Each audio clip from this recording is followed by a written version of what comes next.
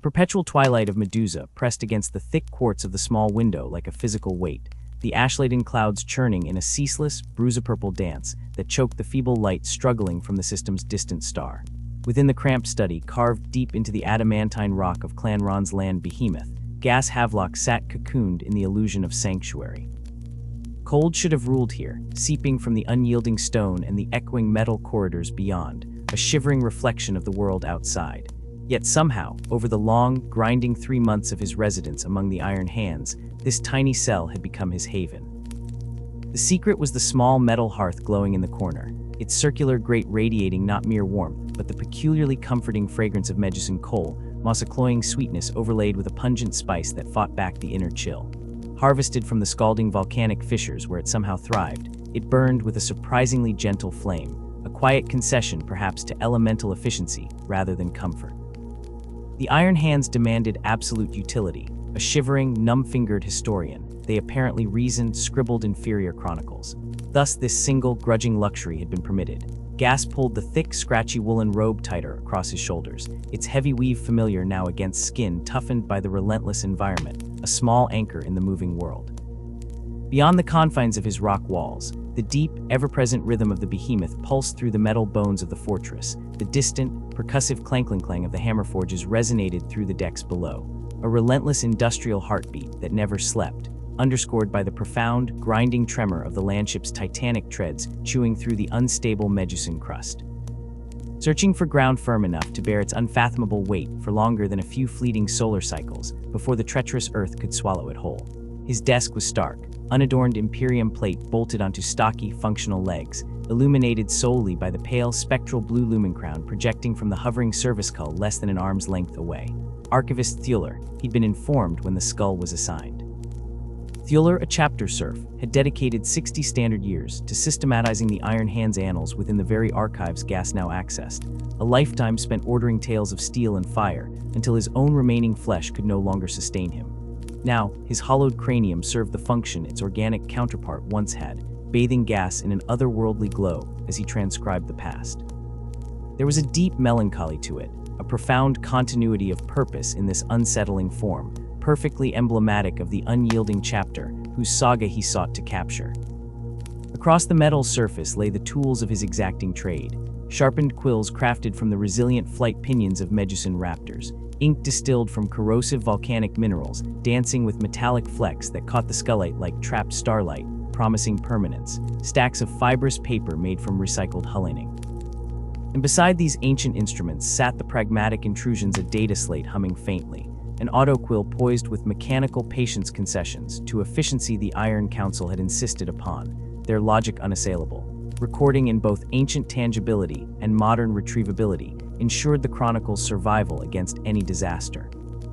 The air in the cell carried its own complex alchemy, the ubiquitous tang of densely packed, throbbing machinery, sharp ozone and lubricant, the pervasive hard scent of newly forged and tempered steel that impregnated every breath taken within the vast mobile stronghold. Beneath it all, the acrid medicinal sting of the unguent diligently smeared onto his raw, chapped hands, skin cracked bloody by Medusa's corrosive atmosphere. 3 months trapped on this unforgiving orb had etched its history upon Gas, altering him physically as surely as it altered his understanding. His lungs sometimes hitched, protesting the thin, ash-filtered air, a constant, low-level ache beneath his ribs.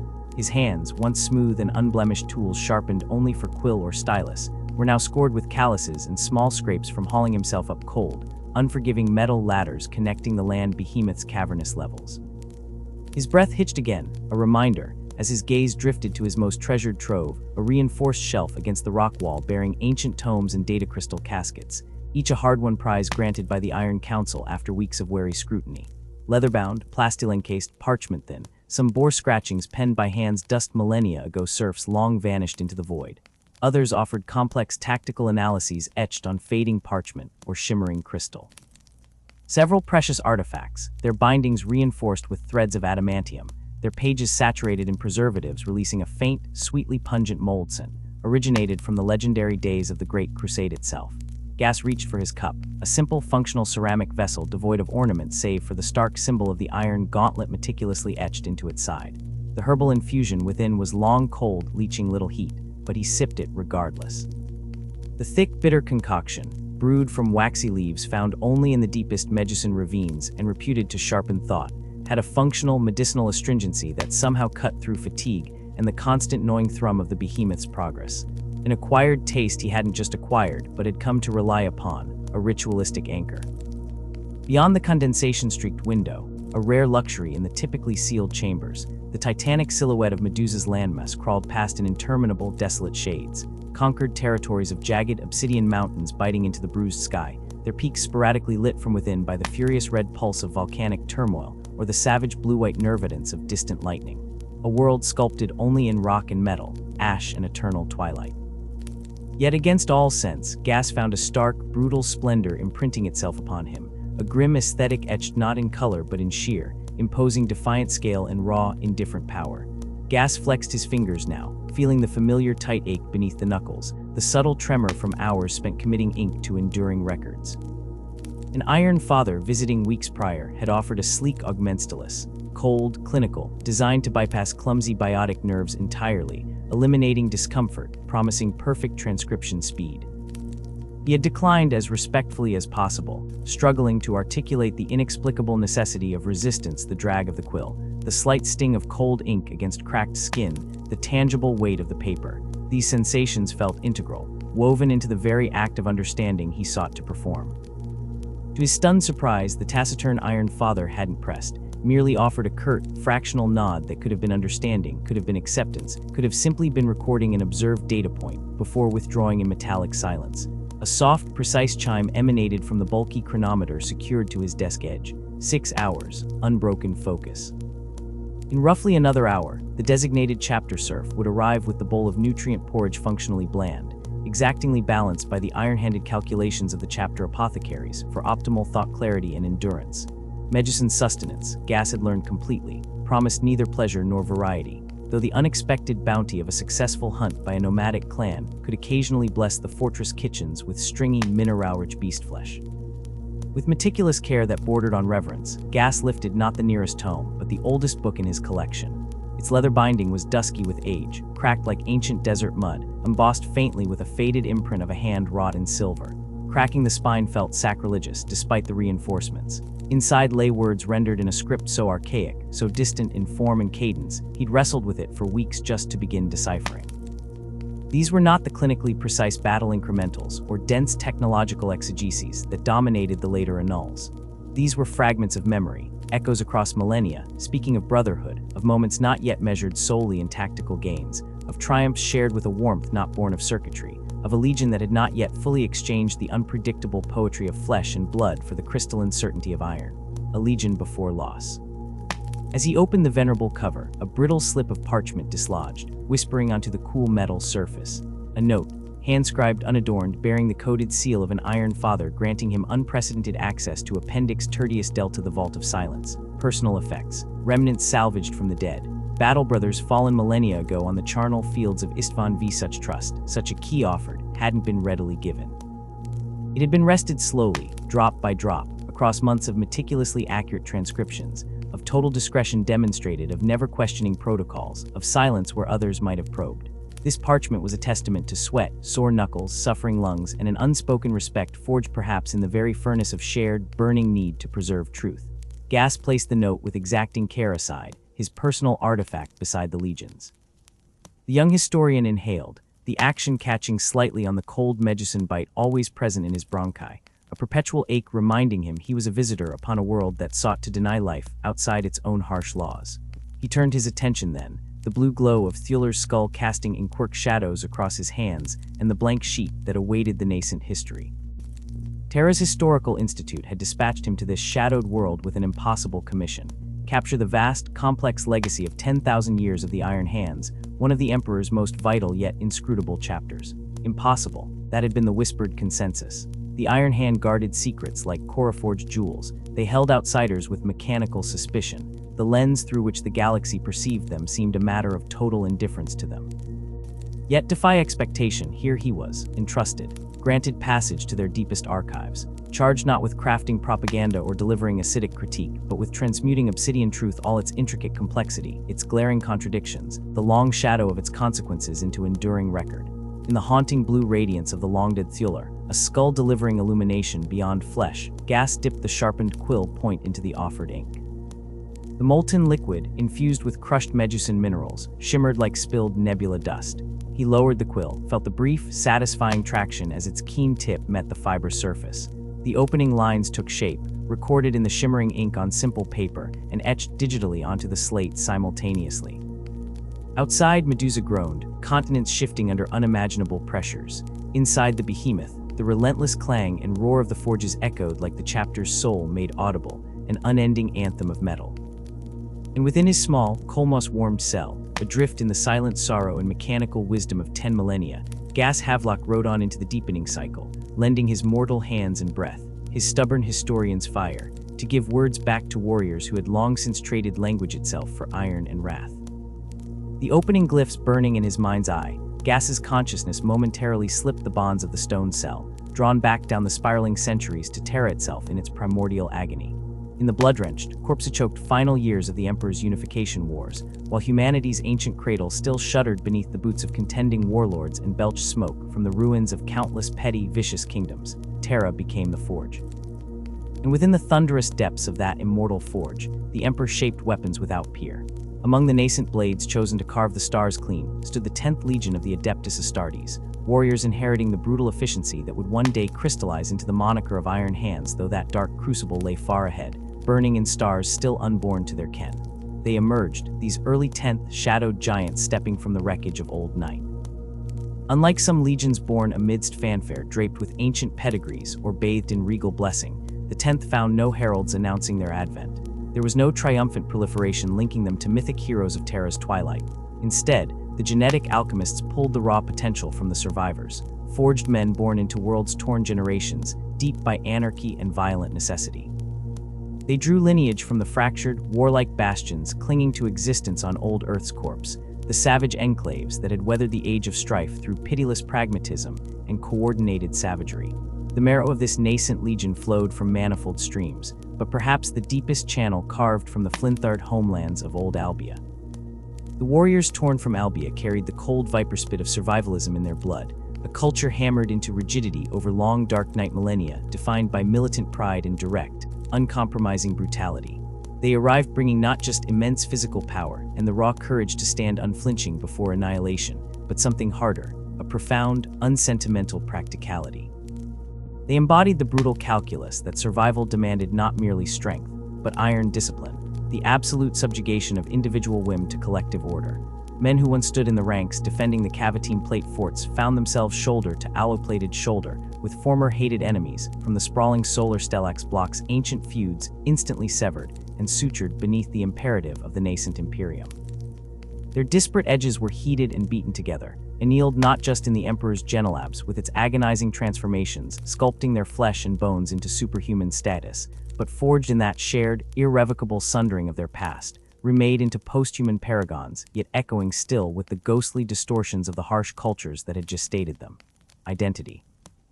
In those coalescing days, on the raw, bleeding face of Terra herself, the 10th Legion held no distinct character beyond their shared creation, a blank vellum page stark under Forgelight.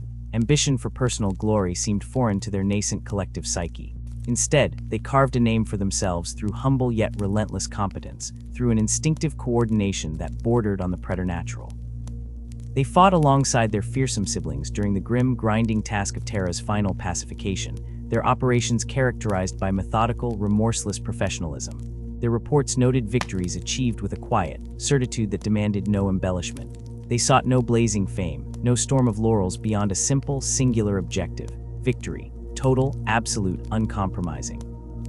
It was beyond the cradle's scarred embrace, amongst the freezing, silent giants orbiting the burning sun, that the 10th Legion truly began to sculpt the future bones of their character. Encountering their first crucible amidst the derelict void tombs of Terra's outer kingdom, they faced the mutated horrors of the man aggregation. Breeding in the stagnant lungs of long-abandoned orbital platforms and cancerous asteroid habitats, these mutated aberrations named Sithers in the clipped battlefield parlance had metastasized into a putrid empire, a fetid threat poised to strangle the newly unified system's frail throat. Command fell, history stubbornly forgetting the name, upon a young Legion officer who led 3 entire companies aboard the labyrinthine ruins known collectively as the Mackin Void Constructs. Here was nightmare territory grotesquely engineered by degenerate minds, gravity fluctuating chaotically from crushing weight to sickening microgravity compression fields, atmosphere that tasted acrid and weak, twisting corridors choked with debris and vile techmuck, darkness thick and concealing labyrinths the Sithers had adapted to completely, becoming ambush predators lurking behind twisted bulkheads. Against this degeneracy, the 10th advanced. Their coordinated movement was chilling. Tight phalanxes maintained perfect integrity, disciplined advance like overlapping shields, even as shrieking, warped mutant masses hurled themselves against the gleaming plates, claws scrabbling futilely. They fought in disorientating silence punctuated only by barked commands, the concussive percussion of bolt shells detonating ichor-filled torsos, and the spinal-chill cacophony of the enemy. Astartes fell tethered only by fragile maglocks, their vacuum-sealed armor venting crimson spheres into the haunted microgravity like grisly, unblinking geodes. But impenetrable discipline held. The formations never broke, never panicked. When the corrupted stations finally fell silent, echoing only with the muted bootfalls of the surviving Astartes, they spoke almost nothing of the visceral horror. But in their closed discussions, in the cold assessment of acceptable losses against intact objective completion, a steely, brutal pride became embedded deep within the Legion's marrow. They had been tested by chaos deemed absolute. They had endured, absorbed the cost, held the line. They had executed the method. They were sufficient. Scarcely had the bones cooled in the void when the summons came again. Obrath, a dead world wrapped deep within ice-rated oblivion. Beneath kilometers of frozen methane slush churned forces unspoken, entities alien to all human conception, settled upon the system's rim like a malignant slime forming on the fringes of creation. Intelligence, alien and inimical. The xenoforms known only as the Xanos Laius. The Emperor's decree rang not with mere command, but with existential imperative, utter annihilation. Once more, the 10th Legion marched. Armor re-engineered into pressure cocoons capable of withstanding both the crushing dipped equivalents under glacial ice and absolute thermal exhaustion, the warriors descended, penetrating the frozen skin of that wretched planetoid. From the drifting crystalline passageways carved by impossible biology, the Laius struck. Their weapons defied conventional logic, biological projectiles, dissolving ceramite, liquefying fused ribcage within shields, reducing superhuman forms to quivering primordial jelly that flash froze instantly in tomb-like ice chambers sculpted by the Thyllus. Yet characteristic of a legion learning its core strength, the 10th adapted. The cold logic circuits of battlefield analysis sparked, recognizing patterns in the alien gibberish of attack vectors and weapon deployment strategies. Tactics shifted, narrowed, focused. Support coalesced, consolidating fire lanes, interlocking fields of fire newly established metrics learned bloodily, then applied ruthlessly. Brothers still dissolved, frozen obscenely in grotesque ice sculptures before their bolt guns fell silent, collapsing into shattered rocks of ice-locked gristle. Still, the 10th pushed forward, deeper into the frozen subterranean hellscape, grinding the alien presence away, cleansing with fire and bolter fury each membranous nest they found, torching genetic archives older perhaps than the species they later protected, until the last alien defense collapsed from within the core of its citadel of ice. The cold, suffocating dark of Obrath, the unpredictable, claustrophobic nightmare of the Machin, constructs these early campaigns, seared the fundamental tenets of the 10th Legion onto their collective soul. They revealed a precocious aptitude not for open fields of glory, but for battlefields uniquely cursed. Battlegrounds where conventional logic shattered, where the elegant geometries of grand strategy dissolved into terrifying whirlpools of randomness, terrain where the predictable advantages of warfare bled away into chaos.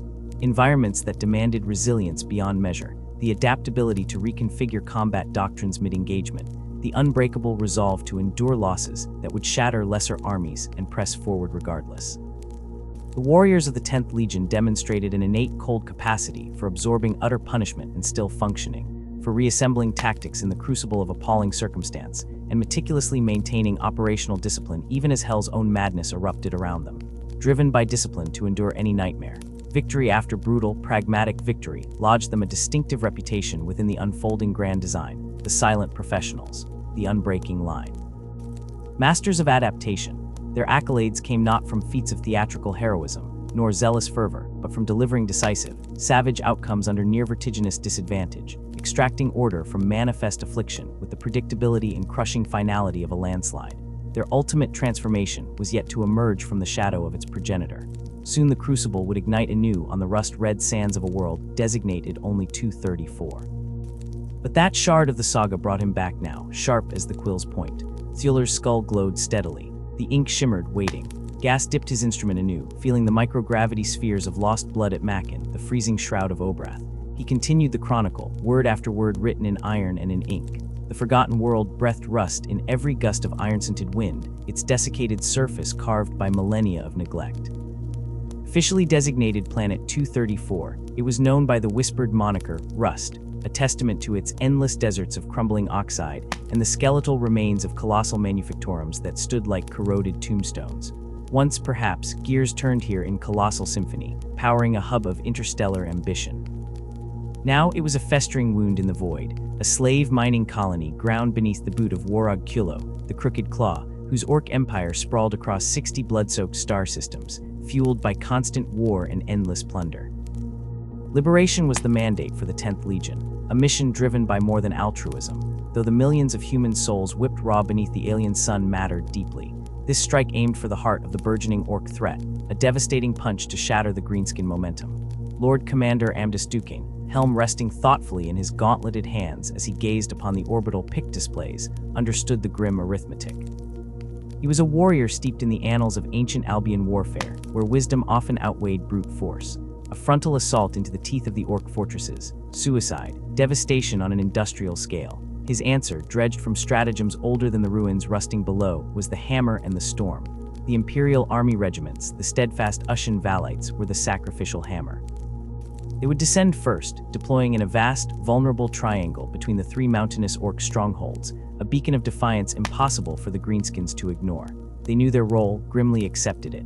For days they stood beneath the alien sky, las rifles barking, earthworks crumbling, dying in their screaming thousands as wave after screaming wave of frenzied orcs crashed against their thinning lines. Vox channels crackled with desperate pleas for reinforcement, for the sanctioned pullback, reports of positions overrun, flanks buckling. Duquesne remained immovable, colder than the void outside his command throne, the cacophony of distress calls echoing around him like accusations. He required totality, the utter commitment of the feral horde. Only when the picked feeds showed the last reserves pouring from the hive-like fortresses, when the desert seethed with the unbroken green tide converging solely upon the Ushan's shattered shield wall, did he give the word. The sky erupted. Gunships speared through flak clouds as thick as pyroclastic flows, assault landers screaming downwards like vengeful meteors, weathering storms of crude orc rockets and kamikaze fighters. Upon the scarred plains of Rust, an avalanche of Imperial steel landed directly into the choking heart of the orc swarm. Maladors, mighty as siege engines, Macharius tanks roaring like enraged beasts, land raiders bristling with deadly purpose, formed an unyielding spearhead of ceramite and blessed cannon. Behind this living bulwark flowed the heart of the Legion inexorable infantry platoons in lockstep, a relentless wave of cerulean and bronze, followed by the terrible tread of dreadnoughts, their ancient bearers weaving destruction with each precisely placed stride. The 10th Legion moved not as men, but as a mechanism, an instrument of death orchestrated by cold, flawless logic. They did not charge, they advanced. Volifire erupted in synchronized thunderclaps, lasguns and bolt guns finding targets with brutal efficiency, heavy weapons teams methodically reducing mobs to crimson mist and scattered limbs. The disciplined cadence turned the dunes into an abattoir, a charnel ground beneath the sun. Legio Cybernetica constructs mindless avatars of destruction, fanned alongside soulless skimmers and screaming jetbikes, scouring pockets of resistance, eliminating stragglers, shielding the relentless push. Days dissolved into a blur of constant, grinding warfare. The orcs hurled themselves at the Legion's flanks, attempting to swarm the tanks, overrun the infantry squares, but their fury crashed against an anvil of discipline. Green bodies piled like cordwood, fuels for the fires of their own Pyrrhic struggle. Millions dwindled, bereft of cohesion, reduced to mere thousands, then tattered hundreds, until, impossibly, unnaturally, not a single greenskin drew breath upon the liberated sands of Rust. Annihilation pure and absolute. The victory resonated beyond measure, not merely for its totality, but for the calculus of its execution. The 10th Legion, remarkably, bled less than a fifth of its strength, a statistic unheard of against an orc waag of such magnitude. The Ushan Valites, despite savagely withered ranks, bore the horror intended for the Legion. Duquesne's brutal genius had spared uncounted Astartes' lives, a bitter trade woven into victory's banner. News traveled fast on wings of Psi and Vox. An Imperium ever expanding its frontiers took notice. The 10th Legion, once viewed merely as dependable line troops, became synonymous with devastating, calculated warfare. Their hammer and storm tactic became doctrine, studied and emulated by the 4th and the 13th Legions, though none could replicate its chilling efficiency. As they cut through the Serafino systems, carving another bloody chapter, the whispers started among the ranks of the Imperial Guard survivors, especially the Ushan Valites who had witnessed the Legion marching unscathed, implacable, through the apocalypse they had birthed. Storm Walkers, warriors who strode untouched through the storm's raging heart. The Storm Walkers, new baptized, only sharpened their blade. Combined arms warfare became their signature, the flawless interplay of armor, infantry, and support, a symphony of death. Though lacking the flamboyance or blinding charisma of some brother legions, none contested their lethality. Yet destiny was a serpent coiling even in victory. While the Stormwalkers forged their legend, potent forces stirred light years away on a merciless sphere named Medusa. Iron awaited them. Fate plucked a god machine child from the Emperor's Himalayan sanctum beneath Holy Terra, one of 20 demigod sons forged to shepherd mankind's destiny amidst the stars. Yet chaos, that eternal cancer, intervened. The infant Primarchs were ripped from humanity's cradle and cast wildly through the raging tides of the warp. One such vessel of divine wrath, carrying nascent, unfathomable power, tore into the twilight skies of the Segmentum Obscurus. Its razor-sharp trajectory speared the perpetually cloud-choked heavens of Medusa, a world already dancing on the very lip of the howling madness known as the Eye of Terror. The pod slammed into Medusa's tallest spire, Karashi the ice pinnacle with cataclysmic force. Heaven-shattered rock cascaded down its flanks, a seismic shockwave radiating across continents. Nomadic clans, perpetually migrating on their gargantuan land crawlers across a planet never still, felt the world tremble as if roused from deep geological slumber.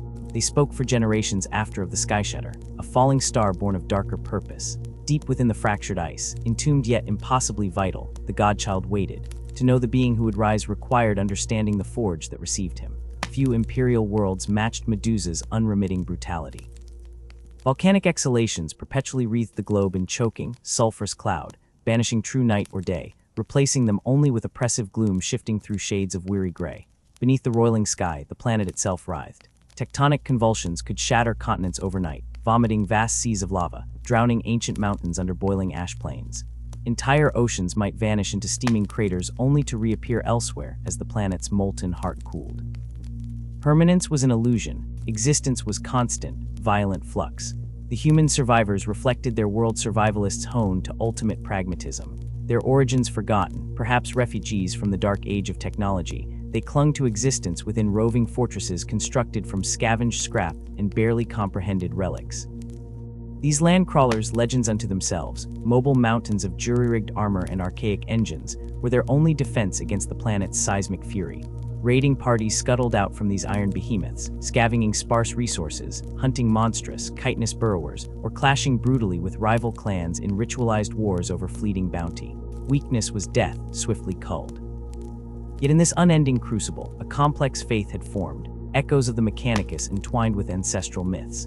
They revered the Omnissiah, feared machine spirits, and crafted weapons and tools in ritualized forges under the guidance of stoic Iron Fathers, melding priest, engineer, and mystic.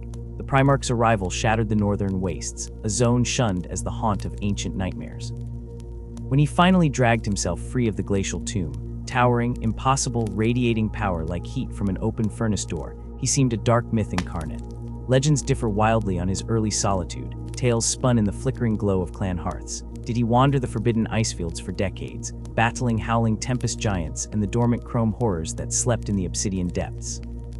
Did he stride immediately into a clan moot, demanding allegiance and breaking the warlord who defied him? Yet one saga binds every tribe, the ascension at the seat of Asenath. The great silver worm was apocalypse embodied, a relic horror coiled beneath Mount Vicini, a peak of impossibly cold black glass. Living necrodermis armor deemed unbreakable, its coldest gaze held millennia of predatory intelligence. Whether a dread age artifact corrupted by time or something infinitely darker, perhaps a slumbering shard of the dreaded Necrons, remains disputed. The silvery giant whom the Medusans, combining scraps of an ancient tongue, named Ferrus Manus hand-sought it. He descended into the worm's abyssal lair. For days Mount Vicini convulsed as if undergoing planetary birth pangs, the echoes of primordial conflict shaking the very strata. Steel clashed against unknown alloys, titanic impacts resonating deep into the nomadic tribes far below. The worm's armored hide resisted the Primarch's mightiest blows, while Ferrus Manus endured punishment that would have liquefied mortal tissue. Recognizing the deadlock, Ferrus shifted tactics, a predator becoming the lure. He goaded the serpent deeper into Medusa's volcanic veins, a dance of death weaving through infernal chambers lit by rivers of raw magma, the air choking with fumes that scorched even a Primarch's superhuman lungs. In the heart of liquid fire, within a colossal cavern roofed with dripping pyroclastic rock, Ferrus grappled his metallic nemesis one final time. Primarch's strength, legends forever whispering of its peak, surged through him. He seized the coiling monstrosity, a vice of flesh-defying molten metal, and plunged it bodily into the incandescent core. The serpent thrashed, bucking cataclysmically as its living metal matrix began to soften and flow, merging unwillingly with volcanic stone. Still, it resisted suffocation. Neither titan yielded. Ferrus held fast, muscles screaming, capifiber tendons stretched beyond endurance, synthetic skin blackening and crisping, immortal biology struggling against annihilation itself. He remained rooted in lava, a statue wreathed in primordial flame as the beast's frenzy slowly dimmed into deathly stillness. When he wrenched his arms free from the cooling slag, the transformation was absolute. The worm's necrodermis had amalgamated with his flesh, encasing his hands and forearms in unbreakable argent metal. Was it the creature's venomous parting curse, or a bizarre symbiosis forged in planetary fire? Even Ferrus may not have known then. Gleaming, unyielding, alive in a way both cold and potent, the iron hands were now indivisible parts of him, weapons and symbols fused beyond distinction. Some clan sagas murmur that Ferrus recoiled, haunted by this violation of his form, spending years fruitlessly scraping at the metal prison. Other tales claim he beheld it instantly as divine providence, the ultimate convergence of Medusan resilience and indomitable purpose. Iron fused to bone, the relentless future manifest. The silver gleam caught the low sun like shards of glacial ice embedded in living metal, and from the moment they took hold of Chronophagos Asenath's neck, those hands would become the indelible signature of a Primarch, and define the iron soul of the legion yet to rise in his name. The beast defeated, its monstrous form cooling upon the volcanic stone, Ferrus Manus strode forth from the desolate heart of the Forbidden Realms and presented himself openly to the scattered, warring clans of Medusa. Word, carried on winds thick with ash and stinging snow, had already spread like wildfire in that frozen hellscape tales of a giant cast from silver and shadow, impossibly strong, carving a path through regions no sane Medusan dared tread. Some clans, pragmatic survivors recognizing undeniable ascendancy, knelt immediately in the bloody gravel, their heads bowed not out of love, but an instinct honed by survival in a world that despised weakness. Others, their pride forged in centuries of clan warfare and suspicion born of unending treachery, met him with defiance. They stood tall, spears leveled, champions stepping forward to challenge his claim with the only language Medusa truly respected: violence. To these proud children of the world's fury, Ferrus offered none of the soft words diplomats might use. He met their challenge with bone-breaking immediacy. Their champions fell not to finesse, but obliterating force their best weapons, prized artifacts of internecine war, splintered against flesh that seemed harder than adamantium, shattered by blows delivered with terrifying, casual precision. He demonstrated knowledge beyond their ken, manipulating strange energies salvaged from the deep ruins, repairing war machines thought lost forever. Actions the starved, technological understanding of Medusa could only interpret as the workings of a storm god. Tribe by proud, fractured tribe, submission was wrested, carved into their reality not through gentle persuasion, but the relentless proof of superior strength. Yet Ferrus did not arrive as a savior to manicure their harsh existence. He offered no shield from Medusa's eternal, grinding brutality. Instead, he weaponized their hardships. He pushed them into the teeth of blizzards, demanded they endure famine that would break the spirit of lesser mortals, drove them to innovate not for comfort, but for survival's grim necessities. The Iron Fathers, guided by his terse commands, coaxed terrifying marvels from scrap and salvaged knowledge weapons. Yes, but primarily tools engineered not to tame the planet's rage, but to survive it, and to wage pitiless war upon neighboring clans who still refused the dominion of this silvery descendant warrior. He led the fiercest, the most stubbornly resilient warriors, strikes deep into the howling wastes of the frozen north. They journeyed beyond the known maps, venturing into realms where the ice wept secrets in oil and coolant. Sealed vaults older than Medusa's recorded history were forced open with concentrated plasma and raw, Primarch strength, unleashing horrors preserved by stasis or mutated beyond recognition by forgot technologies and the warp's indifferent touch. Cybernetic monstrosities, remnants of human hubris from epochs long dead, clattered and shrieked from their glacial tombs. Jagan Ulfir crawled with things twisted by both radiation and madness. Every battle in those lightless, frozen crypts honed these warriors further, their humanity hardening like the iron they revered. Every salvaged component, every sliver of recovered archaeotech reclaimed from chaotic ghouls and dormant guardians, fed their strength and amplified the awe surrounding Ferrus Manus. By the time the golden sails of the Emperor's great crusade pierced Medusa's perpetual, storm-racked sky, Ferrus Manus had crushed, cajoled, and united the fractious clans under his sole command. He was their warlord, their demigod, their sky shatterer, their unsmiling sage.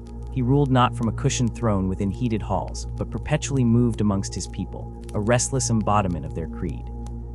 He walked the treacherous passes, tested their watchtowers, challenged their mightiest warriors in brutal, unarmed contests, driving them relentlessly towards impossible thresholds of endurance and ferocity.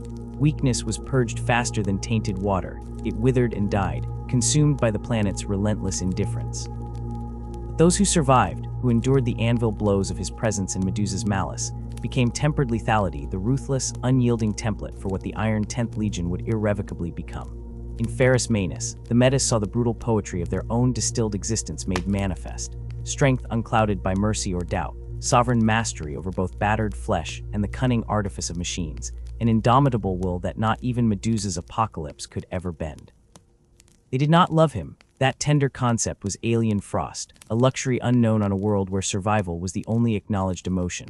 Instead, profound, bone-deep respect warred constantly with primal terror when in his presence. His voice was not heard, it commanded silence and obedience.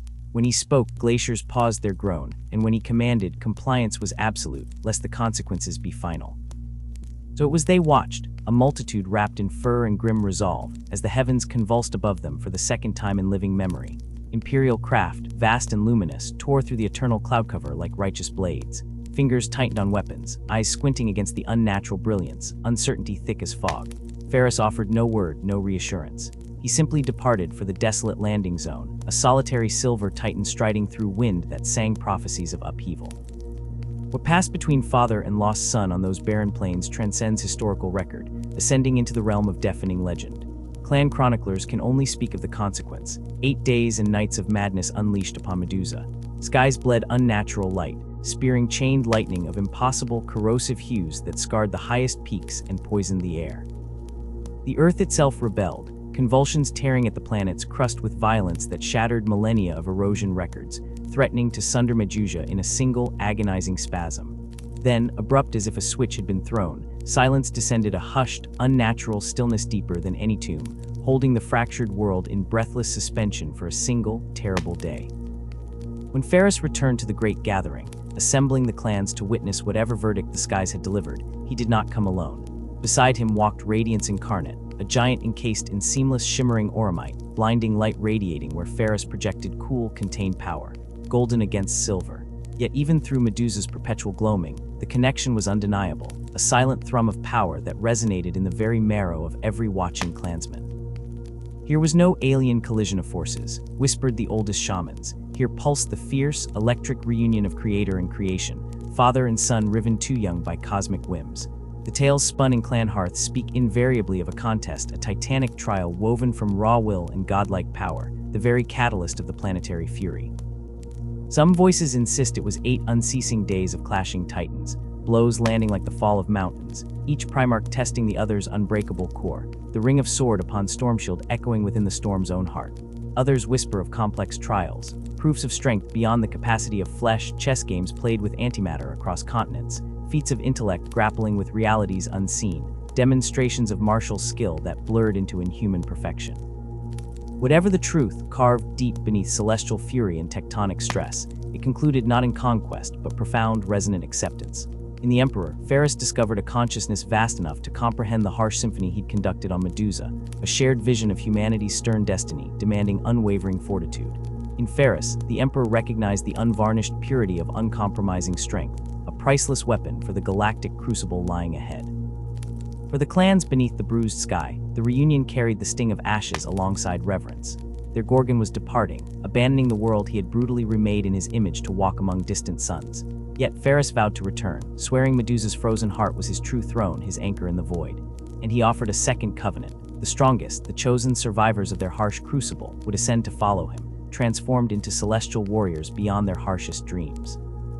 Before the ascent, Ferrus spent many days cloistered with the Emperor. Knowledge, vast and staggering, flowed into his formidable mind. The intricate tapestry of his creation, the magnificent, terrible scope of the Imperium, the 20 shreds of the imperial dream scattered as his brothers, most yet unknown.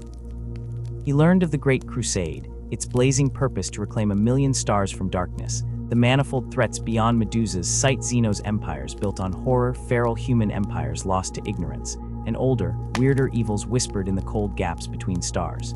He understood his anointed rank, a general commanding legions forged from his essence. When Ferrus Manus finally quit Medusa for Terra, ship's engines wailing like storms given voice, it was as the lost son finally claiming his blood right. The clans lifted their faces to the sky until the last shard of light vanished into the bruised firmament, many hearts heavy with the conviction that his vow of return was a ghost comfort for the grieving, lost promises swallowed by the void. They could not fathom his return in fury, bringing champions reforged through arcane imperial science, nor know that Medusa's brutal Song of Iron would soon become the relentless, unforgiving cadence marching at the heart of one of the Imperium's most formidable legions. On ancient Terra, Ferrus Manus commenced true mastery beyond Medusa's harsh tutors. Though a consummate strategist and warrior forged in planetary hellfire, the galactic stage demanded knowledge broader, deeper than asteroid fields pierced through frozen veins. He absorbed libraries, strategic doctrines, historical network complexities, intricacies of starship engineering, and arcane technologies rediscovered from mankind's lost golden age with the same relentless intensity he brought to shattering skulls. Weeks dissolved into months as complex theorems yielded to his focus, skills that would take lesser scholars' lifetimes mastered at terrifying speed. Much was guided by the Emperor's own luminous presence, unlocking secrets of forbidden science's esoteric weapons, concepts of dimensional warfare, battle arts consigned to myth, understanding flooded Ferrus's mind like molten metal, filling a perfect mold. It was amidst this expansion, amidst the roaring forges and sterile stratagems of Terra, that Ferrus first encountered his scattered brothers, each unique, their reflections passed through the prismatic lens of divergent creation. Some resonated. Horus Lupercal, radiating magnetic warmth, embraced Ferrus readily, a long-lost brother welcomed aboard the great voyage. Others held polite, observing distance, a watchfulness abiding the silver-handed warrior, whose gaze felt like tectonic plates grinding beneath a glacier, whose origin was a world perpetually screaming. Yet no nascent bond would etch itself so deep, so brightly laced with the acid of future tragedy, as the one sparked with fulgrim of the perfection-seeking Emperor's children. Fate guided them beneath the throbbing heart of Mount Nerdna, the Ural's greatest forget-ample, its every breath thick with superheated plasma and the chant of sacred anvils. Ferrus labored beside the master artisans, his silver hands conducting impossible repairs on relic war engines, his prowess silencing even the tech-priest litanies. Unheralded, Fulgrim swept into the furnace glow chamber, his phoenix guard spreading like radiant plumage behind him. Drawn by a shared instinct for creation that transcended logic, neither had beheld the other before, yet recognition ignited instantly. Burning gold met cold silver. Here walked mirror aspects, warriors whose souls resonated with the deep song of creation, sculptors whose hammers danced across reality itself. The custodians of the forge froze, paralyzed, expecting divine wrath, the catastrophic clash of siblings unaware. Instead, unfolding before their terrified eyes, kindled one of the pre-Horus Heresy's most celebrated brotherhoods. Fulgrim, shimmering with confident radiance spiced with arrogant glee, declared his sacred quest, to forge within this ancient sacred rock the ultimate weapon, an artifact of transcendent perfection worthy to lead mankind back into the Empyrean light. Ferrus's bark of laughter echoed off superheated plating, a sound like seismic movement deep underground, forged the ideal blade. He declared Fulgrim's ornate, ivory fingers lacked still the callous demanded by destiny, never matching what hands utterly become metal could conceive and craft. The gauntlet once cast could not be ignored. Both Primarchs stripped their imposing warplate and ceremonial tunics, revealing the profound musculature beneath, heat sheening on skin recently radiant or weathered steel. They took hammers heavier than mortal minds could fathom. Months dissolved into pure creation chaos. Thunderous ringing filled Mount Nerdna as titanic blows reshaped universe-pristine alloys. Sparks painted the vast chamber walls like volcanic eruptions. Insults flew thick as the torrent's searing steam, not cruel but taunting spurs, testaments of affectionate rivalry pushing each other beyond limits thought possible. Around them, the mentoring forge masters became merely witnesses to divine sculpture. Impossible metallurgical feats, innovations binding molecular chains tighter than elemental fury, expressions of raw destructive art emerging from the pits, each stroked by one spurred techniques unimaginable from the other, elevating their craft towards God's own toybox. When they emerged, smoke-stained and radiating primal heat, groundwork shimmered in their grasp like captured stellar fires. From Fulgrim's anvil rose Forgebreaker, a warhammer whose very geometry resonated with universe phenomena. Crafted with such impossible harmony, it promised instant cataclysm ground carried the echo of stars collapsing. From Ferrus's furnace came Fireblade, a sword sculpted Dawn Express, its edge retaining the heartfire that birthed it, glaring white-hot flame promising to make starlight seem cobalt cold. And then, a gesture sealing legend, embodying camaraderie. Each Primarch proclaimed the other's creation superior. Unhesitatingly, without shadow of doubt or envy, they exchanged weapons. Ferrus wrapped silver hands around Fordbreaker's adamantium haft, Fulgrim accepting the eternal blaze of Fireblade, tokens forged bitterly contested respect becoming armor around their friendship.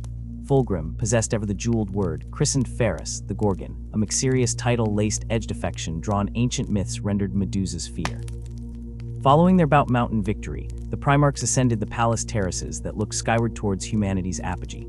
Sanguinius Angel landed bearing gifts, gorgeous meticulous sculptures impossible, gems artistically harvested bale blood deserts. Fulgrim became statue prism, scattered light reflecting austerity cried painstaking labor. Ferrus surveyed beauty campaign dust tracks conquered. He snorted dismissively, declaring art waste capacity conquest galaxy, demanded relentless forward momentum. Laughing, Fulgrim playfully chastised terrible Gorgon sharpened warrior noticed beauty stars, shedding blood reclaim brutal void unappreciated father. Name clung, legacy affectionate reproach, worn unbending pride badge honor foreseeing future terror. Education timeless terror drew conclusion. Ferrus Manus Yearnfield's military glory desperately command Jennison's Legion constructed genetic signature, 10th Legion Stormwalkers absent Primarch carved victories, stars distinguished distinct lack unity shared Primarch Legion cohesion, desperately required impending crusade slaughter. Judgment readiness Emperor pronounced Ferrus prepared Cosmocom and departure imminent. Father-son shared chamber profound finality transparency, covered unrecorded privacy. Witnesses caught momentary flicker Ferrus departing audience, woven deep serenity iron, unwavering purpose subtle settling cosmic bones, profound belonging completing sequence crucial acceptance, definitely begun Medusa solidified final, understanding entirely. Boarding transport crews deliver Primarch expectant legionaries, Ferrus carried tripart mandate imperial authority, dazzling learning Emperor transcendent focus experience brother. Bonding rivalrous Primarch bonds, didn't simply shape endeavors, would sculpt Imperium destiny among gathered golden chains camaraderie unequivocally bonded Fulgrim, forged white-hot crucible competition, sealed exchange weapons history born intentions, profound mutual understanding deadly enemies beyond thin glass. Treachery tragedy years triumphs unfolded Ferrus Manus, transforming Stormwalker's definitive iron hands, claiming conquest firmament onward shadow betrayal mercifully obscured horizon brightening great. Crusade the instant unsuspecting presence Ferrus Manus locked optics, direct descendant 10th genetic dynasty, simultaneously carried crushing planet conjunction destiny manifest, genetic sons, unknown progenitor labored scattered without compass fighting, carrying genetic inheritance lacked. Context shaper meaning profound disconnection, Legion perspective Primarch, legend made flesh Promethean fire spirit aspiration, physical genetic blueprint, courting military service reunion epic scale warship, designated fist of iron halls resonate deep space engines Primarch, strode assembly hall size boulevard conquering demigod officers, veteran warriors spanning legion formations, stood rigid anticipation, thunderous silence gripping vast, arena atmosphere crackling awaiting charge destiny. Gate slid open light beyond, framed threshold sculpted silver towering presence, devoid brotherhood chaos implicit galaxy, spanning war Primarch survey suns born blood absence primordial connection, forged silent profound reverence mutual understandings, immeasurable gravity Primarch finding soul, reflected mirror flawed resonance, legion confronting devastating power represented genesis, hidden strength brutal possibility, inevitable mutual impact, awaited consuming fire become melting. Crucible the oppressive glow of harsh lumens cast long, razor-sharp shadows across the hushed assembly hall, the air thick with the anticipation of centuries finally culminating. Lord Commander Amadeus Duking, the seasoned veteran who had steered the Stormwalkers through void and fire since the Crucible of Rust, stood rigid, the ceremonial rod of command clutched tight as frozen plasteel in his silvered hand.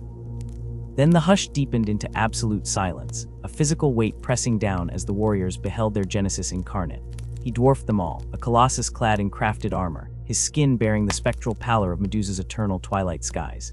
His eyes weren't merely pools, they were quicksilver vortices that seemed to strip away ceramite and sinew, plumbing the depths beneath with an unsettling, penetrative clarity. Duking, burdened by history and duty, stepped forward. The rhythmic thud of his armored knee striking the deck resonated like a funeral drumbeat signaling the end of an era as he knelt before the giant, offering up the ancient symbol of Legion authority. Those who witnessed it would forever remember the surprising gentleness etched onto the stern visage of Ferrus Manus, the feel of colossal, impossibly strong yet unnervingly precise living metal hands closing around Duking's forearms, lifting him with effortless power. A rare, fleeting warmth flickered in those mercury eyes, recognizing in the Lord Commander a strategic mind honed by relentless battle, a kindred spirit, yes, but breathing air and bound by flesh. This was merely the fraught prelude. Instead of the expected immediate imposition of a Primarch's indomitable will, Ferrus Manus embarked on a shadowed reconnaissance. He journeyed unseen alongside his suddenly alien sons in the claustrophobic guts of warships and the fire-scorched realities of minor but brutal compliance actions. He became an unyielding observer, absorbing the intricate web of their tactics etched in blood and calculated sacrifice, deciphering the half-forgotten cadences of Terran traditions whispered through voxlinks and drill chambers. He held long, penetrating dialogues, summoning captains, techadips, line sergeants, and fresh-faced battle brothers alike to his austere presence, probing for the Legion's soul with relentless, meticulous questions. What unfolded was a paradox both admirable and unsettling. The unwavering discipline forged over generations in the Emperor's service, the breathtaking tactical flexibility that shifted from siege-breaking anvil to surgical dagger thrust in a heartbeat, the grim, silent endurance that absorbed hardship like ceramite absorbed glassware. Yet undeniable beneath the flawless competence pulsed a void. They were blades of the finest steel, purpose-sharpened yet lacking the fire of unique identity. They functioned flawlessly as the tools of conquest, yet wielded no purpose beyond the directive. They possessed immense strength, but it was strength without inner conviction, a fortress built on shifting ash. The transformation Ferrus envisioned germinated slowly, like ore forced into purity by incomprehensible pressure deep within Medusa's restless heart. The first blow fell upon their very name. Storm Walkers, resonant with Terran grit, was deliberately shattered. From its ruins sprang a new identity, stark and unyielding as adamantium, the Iron Hands. It honored Ferrus Manus's own singular, gleaming legacy, certainly, but far more crucially, it branded upon his legion's spirit the core value of unbreakable resilience, an ideal as much a command as an aspiration. Amongst the surviving Terran-born veterans, whose lineage stretched back to the cradle world itself, murmurs of unease slithered through the officers' messes. Their hard-earned legacy, the scars and honors born under that old name, cast aside, but these whispers found no fertile ground. Ferrus Manus, having meticulously dissected the Legion's strengths and flaws, now applied the relentless pressure of his will to recreation. The truly monumental alteration ripped through the very structure of the Legion. Gone was the rigid, predictable hierarchy of Terran chapters, an organizational blueprint replicated across the cosmos. In its place, Ferrus summoned the fierce, mutable spirit of Medusa's mountain citadels and nomadic tribes, the clan companies. Each became a semi-autonomous entity, possessing its own fierce sovereign identity, unique tactical doctrines honed through brutal internal competition, bespoke armories, and intricate internal hierarchies. Bound only by the shared, crushing weight of the Primarch's ultimate authority and the unrelenting drive for victory, these clans formed a legion of startling diversity, capable of modulating its werefort from a sinuous, multifaceted assault to an irresistible singularity of force. The genius of Ferrus Manus wasn't merely in the imposition of this chaotic structure, but in the horrific crucible he forged for its integration. He did not command Terran Preserve to accept Medusan ways. He forged mutual respect through shared agony. Companies of veteran Terrans, titans in armor, were dispatched down the gravity well onto the savage, tectonically tortured wastes of Medusa. Their orders: seize leadership of the planet's honed warrior clans by right of conquest. To earn command, they must defeat the clan chieftains in their own blood-sodden ritual combat, blade against chain-wrapped fist in icy blizzard winds, endurance contests scaling volcanic cliffs amidst pyroclastic fury, trials fought within suffocating subterranean labyrinths under the weight of crushing darkness. Medusan warriors faced Geneforged demigods not with terror, but with primal ferocity, matching Astartes' strength with savage cunning, and a terrifyingly intimate knowledge of their lethal, unstable world. Lander after lander returned darker, souls scoured by Medusa's merciless crucible. The once-familiar garb of Terran traditions clung awkwardly now to frames that had absorbed the world's harsh sustenance through lacerations and scar tissue.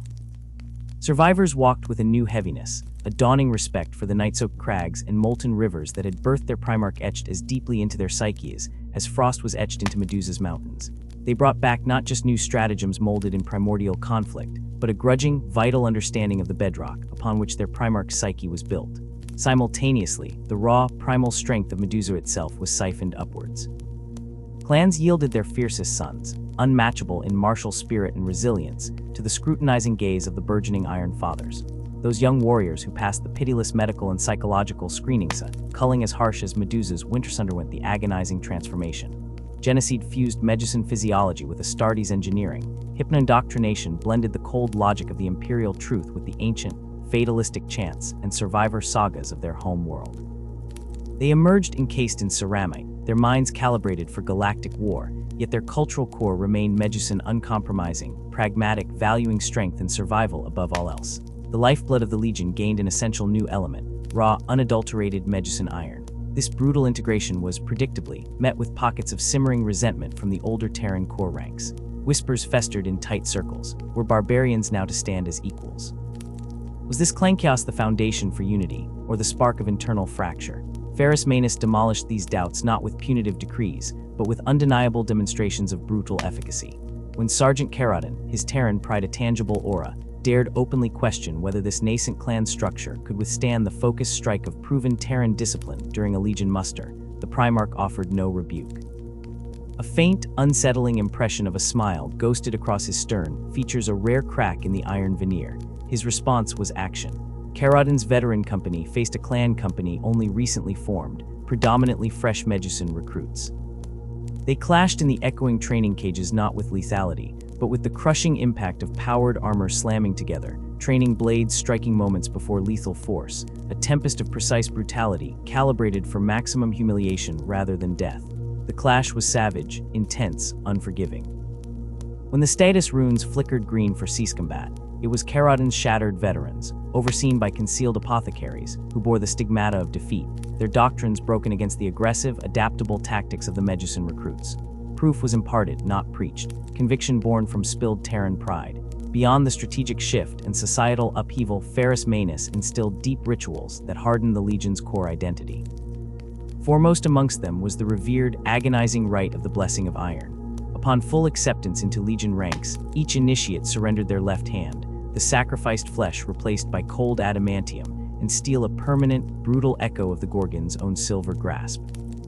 This baptism in machine spirit communion symbolized the foundational step of the Iron Hand path, the ruthless transcendence beyond flesh's inherent failings through voluntary union with the unwavering fortitude of the machine. This act became intensely personal, a crucible in miniature.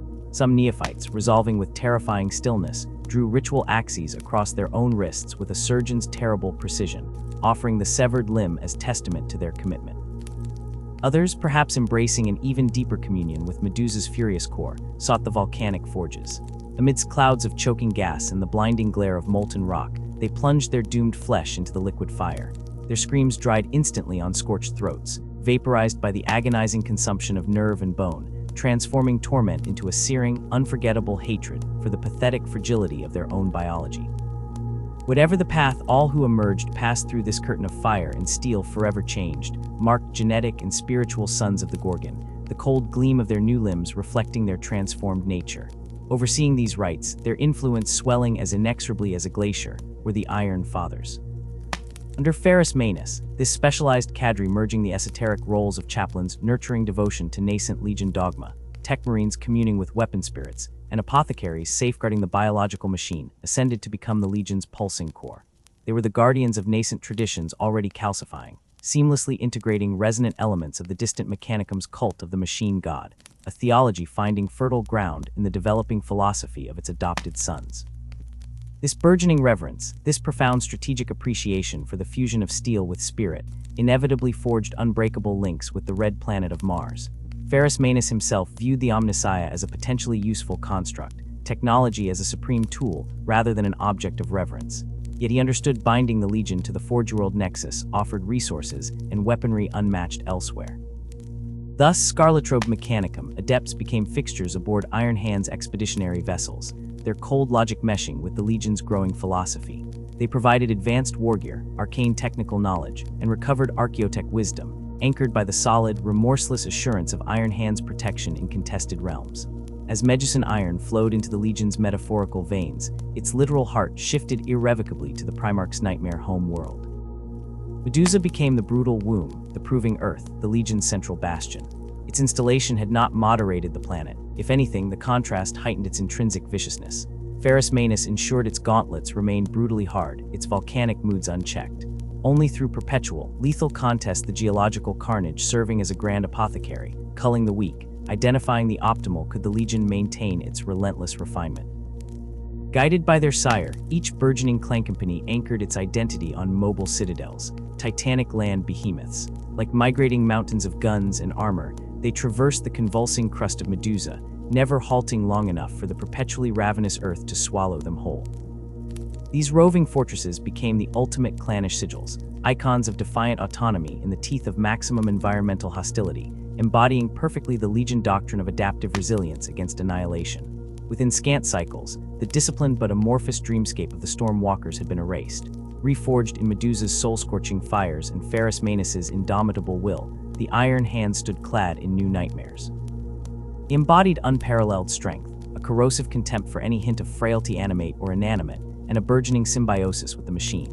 They mirrored their Primarch in his cursed world in profound, dangerous ways, pragmatic to the point of ruthlessness, relentlessly unforgiving, driven only by the logic of survival achieved through unassailable power.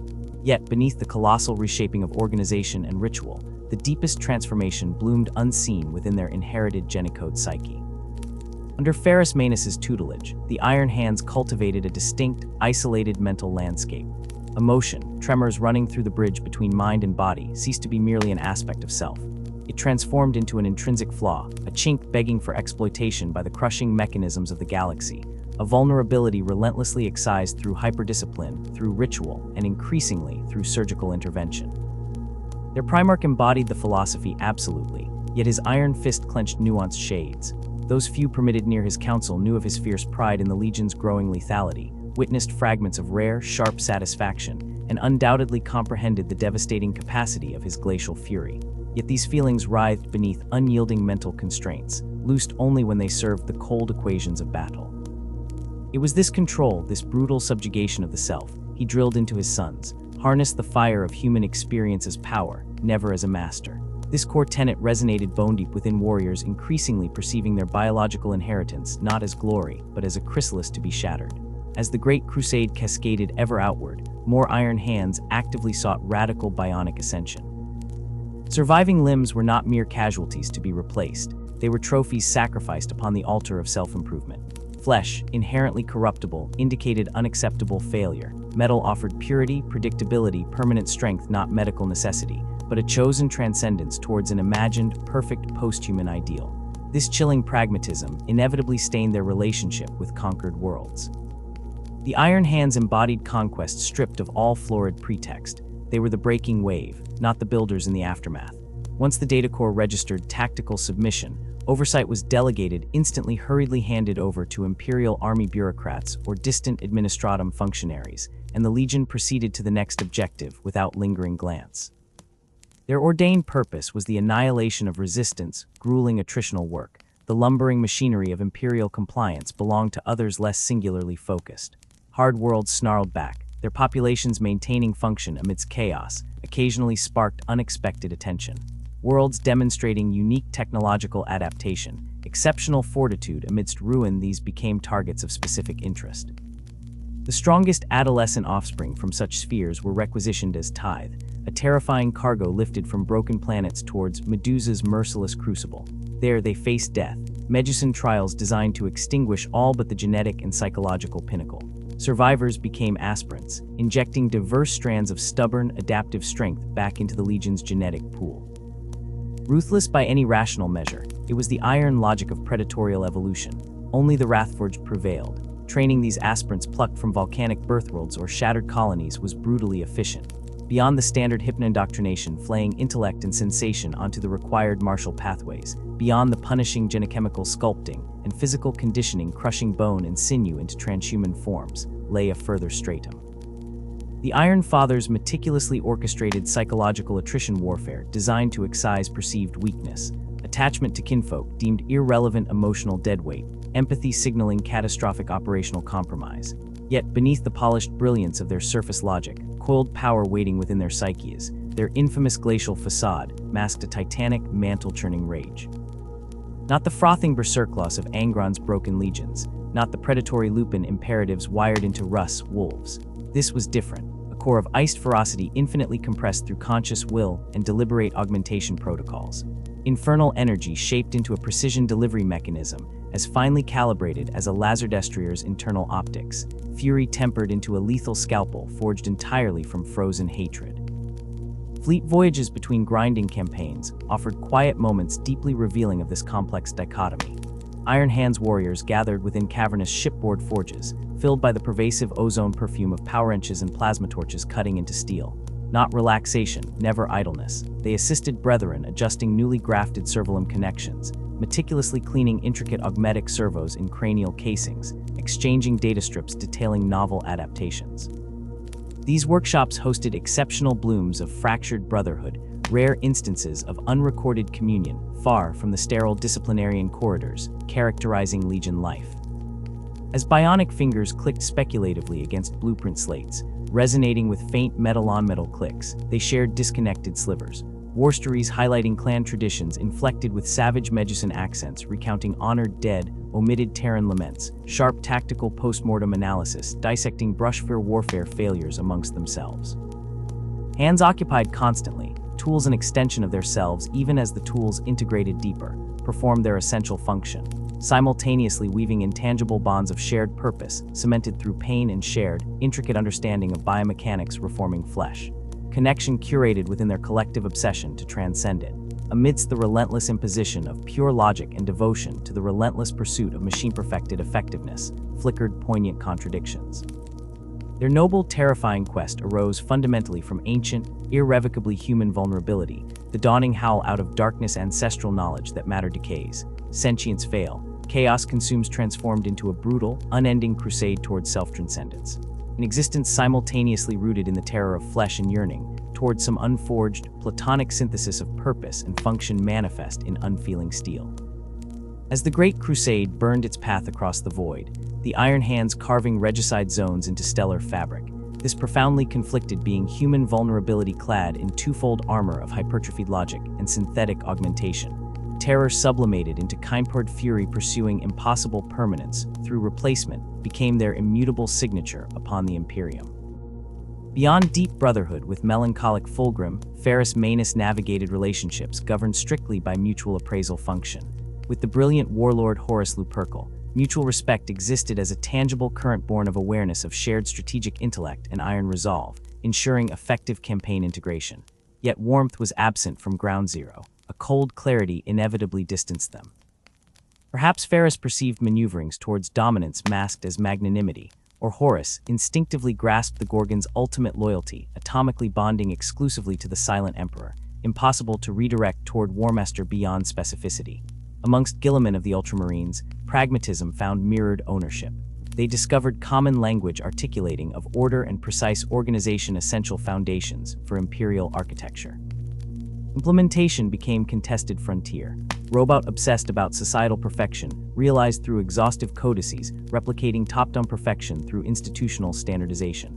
Ferrus Manus believed solely in the refining fire, relentless merciless competition and trial-bissal combustion, excelling systemic competence through visceral triumph of Verdanger. Campaign action alongside yielded objective success metrics tracked show aggregated victories comprehensively.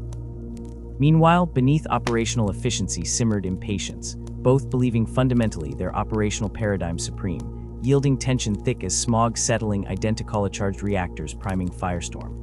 Among the Primarchs, perhaps only Forge-skilled Vulcan of the Salamanders broached fragmentary kinship, beyond necessity, still infinitely less intense than Fulgrim. Ferrus Manus and Vulcan shared artisanal appreciation, obsessed by technique lineages, displayed shaping tools designed to annihilate creation effectively. Ferrus sought absolute perfection manifest inherently within the flawless balance potential, residing within a master-structured gladius achieved through heat, pressure, force alignment. Vulcan's genius encompassed inseparable connection, residing radiating the driving motivator, exclusively shaped by enduring spirit creator, melded inextricably with the tool purpose forming synthesis impossible quantifying mechanically. For Ferrus Manus, production streamline yielded tangible output deployed against complex threat assessment vectors, invading ordered Imperium optimal performance. Vulcan infused soul essence, selecting dense metaphysical thought vortex, metallurgically impossible structurally, without perfect empathy, comprehending humanity meditating upon hammerstrike. The stark philosophy of the Iron Hands, embodied in their Primarch Ferrus Manus, carved a distinct path through the Great Crusade, a path defined by an unwavering belief in the supremacy of the machine and the necessity of ruthless strength to purge human weakness. This core tenet created a respectful distance from his brother Primarchs, even those he deemed worthy. With Jagatai Khan of the White Scars, there existed an unlikely understanding, a silent recognition beneath the Gorgon's stern, unyielding exterior of a soul that, different as their expressions were, fiercely valued freedom and the indomitable will. Though their legions rarely marched to war alongside each other, a curious mutual respect lingered between the pragmatic warleader and the master of fluid warfare. Khan once likened Ferrus to a mountain, demonstrably immovable to those who only saw the rock face, yet hinting at something dynamic flowing beneath, like quicksilver. The bond with Lemon Russ of the Space Wolves was more direct, forged in the straightforward understanding of warriors. Both valued raw power, despised pretense, and had little patience for overly intricate strategies. When the sons of Medusa and Fenris clashed alongside each other, their styles meshed with an intuitive, brutal synchronicity, understanding instinctively how the crushing advance of one complemented the roaring assault of the other. Victories concluded, they could share harsh native liquors in a silence that needed no words to affirm mutual war respect. Yet harmony was fragile among the demigods. Ferrus viewed Lorgar of the Word-Bearers with undisguised contempt, perceiving his fervent religious devotion as a profound weakness, his lengthy philosophical sermons as a criminal waste of battlefield time. Similarly, the cryptic pronouncements of Conrad Kurz and the labyrinthine secrecy of Alfreus ignited only Ferrus's impatience and distaste. He made scant effort to conceal this disapproval, earning not merely resentment, but also grudgingly, a measure of fear-laced respect from those brothers. Under Ferrus's relentless command, the Iron Hands proved themselves devastatingly efficient instruments of the Emperor's will. They brought compliance to countless worlds, the scope ranging from cold, calculated diplomacy to the brutal, systematic suppression of stubborn resistance, leaving only the ashes of defiance. Among their most renowned victories was the conquest of Gardenal, a technologically advanced solar empire clinging to the treacherous dominion of storms. The campaign began disastrously. Initial diplomatic efforts by the Thousand Sons exploded into violence when the Gardenal lords employed forbidden psychic assaults. An expeditionary fleet led by the Ultramarines was sent, only to be shattered upon encountering Dark Age arsenals the Gardenal had secretly hoarded.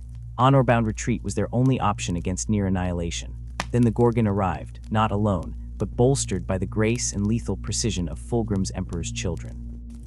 Ferrus's strategy was characteristically direct. While the children executed dazzling, diversionary assaults, sowing panic while meticulously preserving critical industrial infrastructure, the Iron Hands descended upon the Prime world. They divided the conquest of Gardenal Prime's vast industrial heartlands between their clan companies. This was not grand maneuver warfare, but omnipresent conflict, 1,000 methodical engagements blooming across the entire planet simultaneously.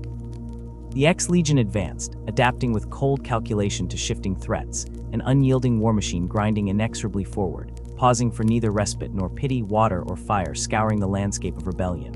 When finally the last bastions were reduced to smoldering ruins, and the defeated lords offered unconditional surrender, Ferrus refused. Their trespasses, their dishonorable treachery, the blood price exacted from the Ultramarines was unforgivable. Mercy was a debt forfeited.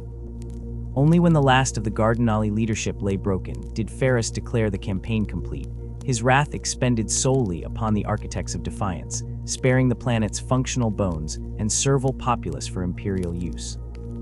This became the hallmark of the Iron Hands, the implacable, chillingly efficient advance, followed by meticulously targeted and often final retribution against those who ruled and resisted, yet always sparing the useful infrastructure and the subjugated human masses. They were not wanton destroyers like Angron's berserkers, but neither were they purveyors of second chances. Their burgeoning reputation spread like interstellar frost, chilling potential rebels to their core. Worlds trembling on the brink of defiance would capitulate outright upon the terrifying news that the Iron Hands fleet translated into their system. Even amongst their brother legions, the 10th was discussed with a mix of heavy respect and profound unease, acknowledged for their terrifying potency, while privately questioning the icy pitilessness that underpinned their methods. This aura of cold efficiency extended far beyond combat operations. The Iron Hands demanded perfection in the relentless maintenance of war gear, in grueling physical adaptations that bordered on self-mutilation, in the precise execution of all tasks. They gifted no tolerance to the inherent frailties of the unaugmented. Imperial Army commanders assigned joint operations reported them with a dread nearly equaling the fear of facing the enemy alone. Knowing failure to meet the Legion's adamantium standards invited the coldest censure or worse abandonment to die as superfluous weaklings. Yet for all their perceived frigidity, there pulsed a compelling, almost magnetic aura in their absolute conviction. Humanity's dominance among the stars was non-negotiable, achievable only by the purging of weakness through strength forged in iron and unbreakable resolve. They fought not for fleeting glory, nor even a simplistic sense of duty, but driven by the profound, unshakable belief that humanity must overcome its flaws, must transcend its fragile flesh if it was to claim its destined galactic imperium. This fiery conviction, often manifesting in merciless actions, paradoxically stemmed from a deep, almost obsessive desire to see humanity perfected, ascend beyond its vulnerabilities. As the crusade pushed deeper into the void, the bond between Ferrus Manus and Fulgrim grew into a profound and uniquely contrasted brotherhood. When campaign allowed, they sought solace in each other's company, finding common ground where logic met artistry. They would collaborate in the sacred forges, Ferrus's stark utilitarianism gradually acquiring an appreciation for the elegance Fulgrim could instill in the basic function of a weapon, a tool, a starship. Fulgrim, in turn, soaking in the Primarch of Chemo's whimsical excesses, subtly tempered by Ferrus's grounding pragmatism. On the battlefield, their partnership became legendary. Their legions fought together whenever possible, tactics weaving into a devastating tapestry. The Emperor's children's flowing grace and pinpoint artistry blended seamlessly and lethally with the Iron Hands' machine-like, overwhelming force and technological dominion. Together, their compliance rates rivaled even those of Horus himself, earning the Father's quiet approval and cementing their status as one of the most potent Primarch pairs prosecuting the Great Crusade. None who witnessed the depth of their unique connection, the shared forges and shared glories, could have foreshadowed the unimaginable tragedy, how the weapons gifted in profound friendship would inevitably become instruments of ultimate betrayal and fratricide. In the golden years that followed, as Ferrus and Fulgrim led their legions from blinding victory to victory across the sweeping canvas of the galaxy, that far darker future lay mercifully obscured, a gathering shadow yet to fall across the radiant, seemingly boundless promise of humanity's ascension. It was during the storm-racked crucible of Ibsen, later renamed Caloran, that the Iron Hands philosophy was both brilliantly vindicated and violently challenged. Near the eastern fringe, this harsh desert world harbored scattered Eldari enclaves coiled like vipers within its vast, shifting dune seas and crumbling alien ruins. Assigned alongside the grim Death Guard and pragmatic salamanders, the Iron Hands drew the vast, inhospitable desert zones. Almost immediately, the elegant Eldar warhost proved elusive, wielding fluid, unpredictable tactics that exploited the brutal landscape, savaging the methodical Astartes. Ferrus Manus chafed, his frustration mounting not only at the phantom enemy disappearing into the ochre wastes, but at the palpable weakness surrounding his force. The Imperial Army auxiliaries attached to the expedition floundered pathetically in the punishing sands, slowed to a crawl by endless requirements for water, medical aid for heatstroke, and exotic toxins, frailties the Iron Hands stoically endured without murmur. To the Primarch, this was intolerable frailty, a drag on their purpose. His patience severed, Ferrus decreed they would advance alone. The Legion pushed forward, leaving the trailing Imperial Army elements to follow or perish abandoned if they could not match the pace of the Legion's Astartes. This ruthless abandonment precipitated disaster. Forging deeper into the desolation, the isolated Iron Hands entered a valley steeped in unnatural silence and ancient power, resonant with Eldar significance. Ferrus sensed its strategic import, but lacked critical reconnaissance assets. The scout units he had cast off with the Imperial Army were now absent. Half-blind, he led the bulk of the 10th Legion onto the valley floor. Darkness, thick and icy, unnatural and profound, engulfed them. Atmospheric distortions warped the air, throwing systems offline and severing comms. Disoriented, strung out and fragmented, the Iron Hands became perfect prey. Eldar warriors shimmered into existence from the very shadows, as fluid and vicious as the desert wind. Worse followed. An ancient Eldari weapon pulsed with malevolent energy, its wave overriding the legionaries' bionics, twisting augmentations designed to enhance into tools of torment and betrayal. Battle brothers prized for their augmetic optics stared into sudden, abyssal blindness. Warriors whose limbs were honed mechanisms found their own metal hands clenching around their throats or whirring, inexorably swinging their weapons towards their battle brothers instead of the alien foe. It was a nightmare given flesh and cold steel, a perverse violation of their deepest creed. The very machines that embodied their transcendence over frail mortality had become instruments of deceit, turning their strength upon one another. Only the desperate, fighting withdrawal led by Brother Captain Gabriel Santor, the core strength digging in against the tide of phantasmal blades, prevented outright annihilation. More crucially, it was the arrival of the rearguard force under the command of Brother Bon Henricos, the same officer who had earlier counseled Ferrus against abandoning the human auxiliaries, that shifted the tide.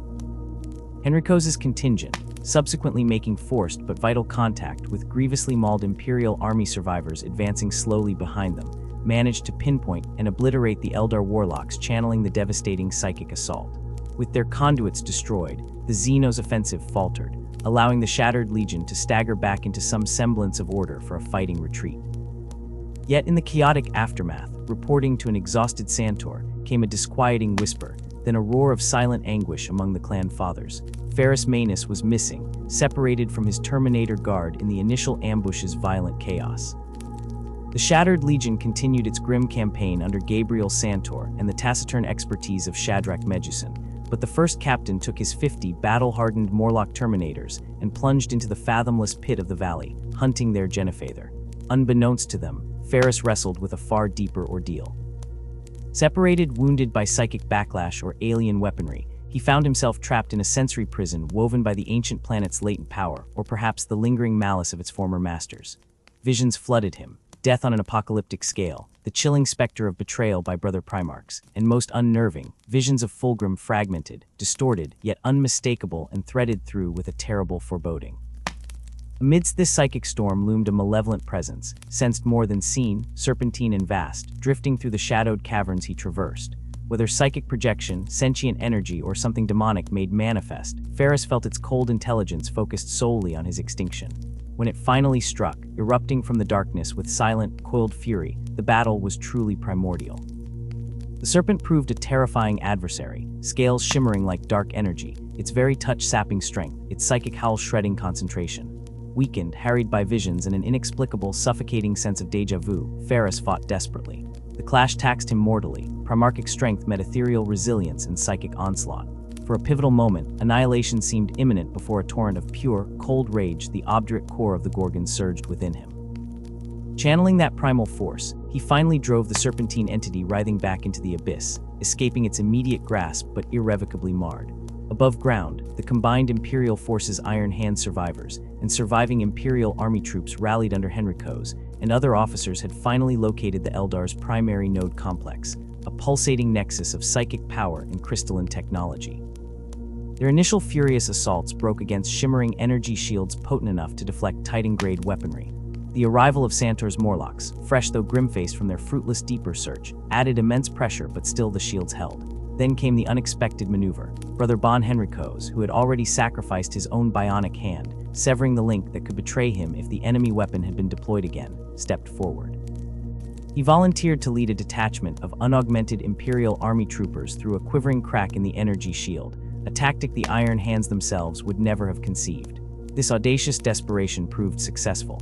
Henricos and his human soldiers, armed only with their las guns, sheer guts, and the simple courage of mortals, charged into the lethal breach. They fought viciously, taking horrific casualties, but their unexpected assault created chaos within the complex, exploiting gaps Iron Hand perception could not even see. Just as the ragged band was being annihilated, overwhelmed by Eldar guardians, Ferrus Manus emerged like an incarnation of vengeance from the chasms below, his arrival collapsing the Eldar resolve and transmuting a heroic sacrifice into a sudden, brutal Imperial victory. In the smoldering aftermath of the command node's destruction, Ferrus did the unprecedented. He summoned the surviving Imperial army soldiers who had charged alongside Henricos. He looked upon them, bloodied, weary, but unbroken. They were inducted en masse as the founding cadre of the Chain Veil, the adopted sons of Medusa, the first mortal auxiliary force officially and perpetually bound to the Iron Tenth. These humans would stand as a potent symbol, a harsh reminder jutting into ex-Legion ideology that not all flesh is weak, that courage and adamantium could, against impossible odds, overcome physical frailty and manifest undeniable strength. When questioned about his ordeal beneath the planet's skin, Ferrus remained mute. Nothing of import occurred, he dismissed, his tone brooking no argument. Yet the captains who knew him best noted the subtle shift in his metal eyes, a deepening gravity, a wariness that resided at the very edge of perception, as if he now scanned perpetually for a shadow he alone knew existed. Whatever whispers had haunted him in the dark remained locked within the Gorgon's stony heart, secrets shared with neither his sons nor his brother Primarchs. The war's grim conclusion came under the hand of Vulcan, Primarch of the Salamanders.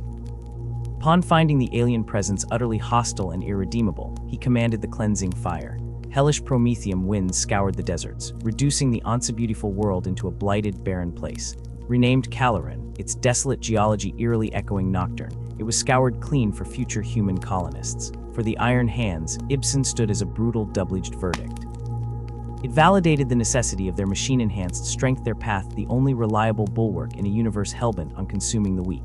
Yet it was also a stark warning of technology's potential betrayal and the hidden dangers of the unquantifiable. The formation of the Chain Veil, however, signaled something seismic beneath the surface armor, a grudging acknowledgement that strength might wear unexpected faces, that courage, a purely organic spark, held potent force.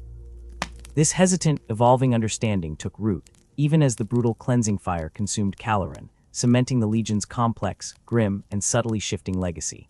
The brutal testing ground of Ferrus Manus's resolve unfolded across the dark stars during the purgation of the Diasporax, that wandering constellation of ships bound together not merely by necessity, but by a shared existence breathing defiance into the Imperial creed. Here sailed humanity intertwined irrevocably with alien intellects, a heresy woven into the very fabric of their nomadic lives. To the Iron Hands, scouring the void with implacable purpose, this fleet was aberration made steel. Collaboration with Xenos represented everything the Great Crusade sought to obliterate, humanity adrift and tainted outside the Emperor's pure light. Standard procedure was coldly enacted, an invitation to the human contingent to sever their bonds to their alien companions and step into the Imperium's embrace, offered with the sterile inevitability of Forge World logic. The refusal crashed against Ferrus's pragmatism like shrapnel on ceramite. These humans saw themselves as indivisible from their Xenos kin, a society forged in mutual dependence, a unity confounding Legion dogma. Denied the clean severance, the campaign descended into a grinding nightmare across the star lanes.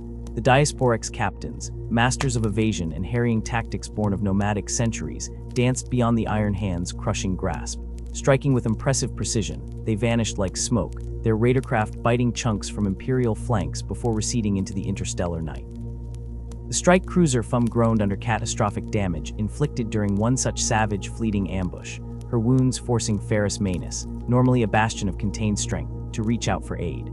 The response came clad in resplendent purple and gold. Fulgrim, the Phoenician himself riding the crest of the 28th Expeditionary Fleet, arrived with brotherly haste to stand beside the Gorgon against this elusive foe.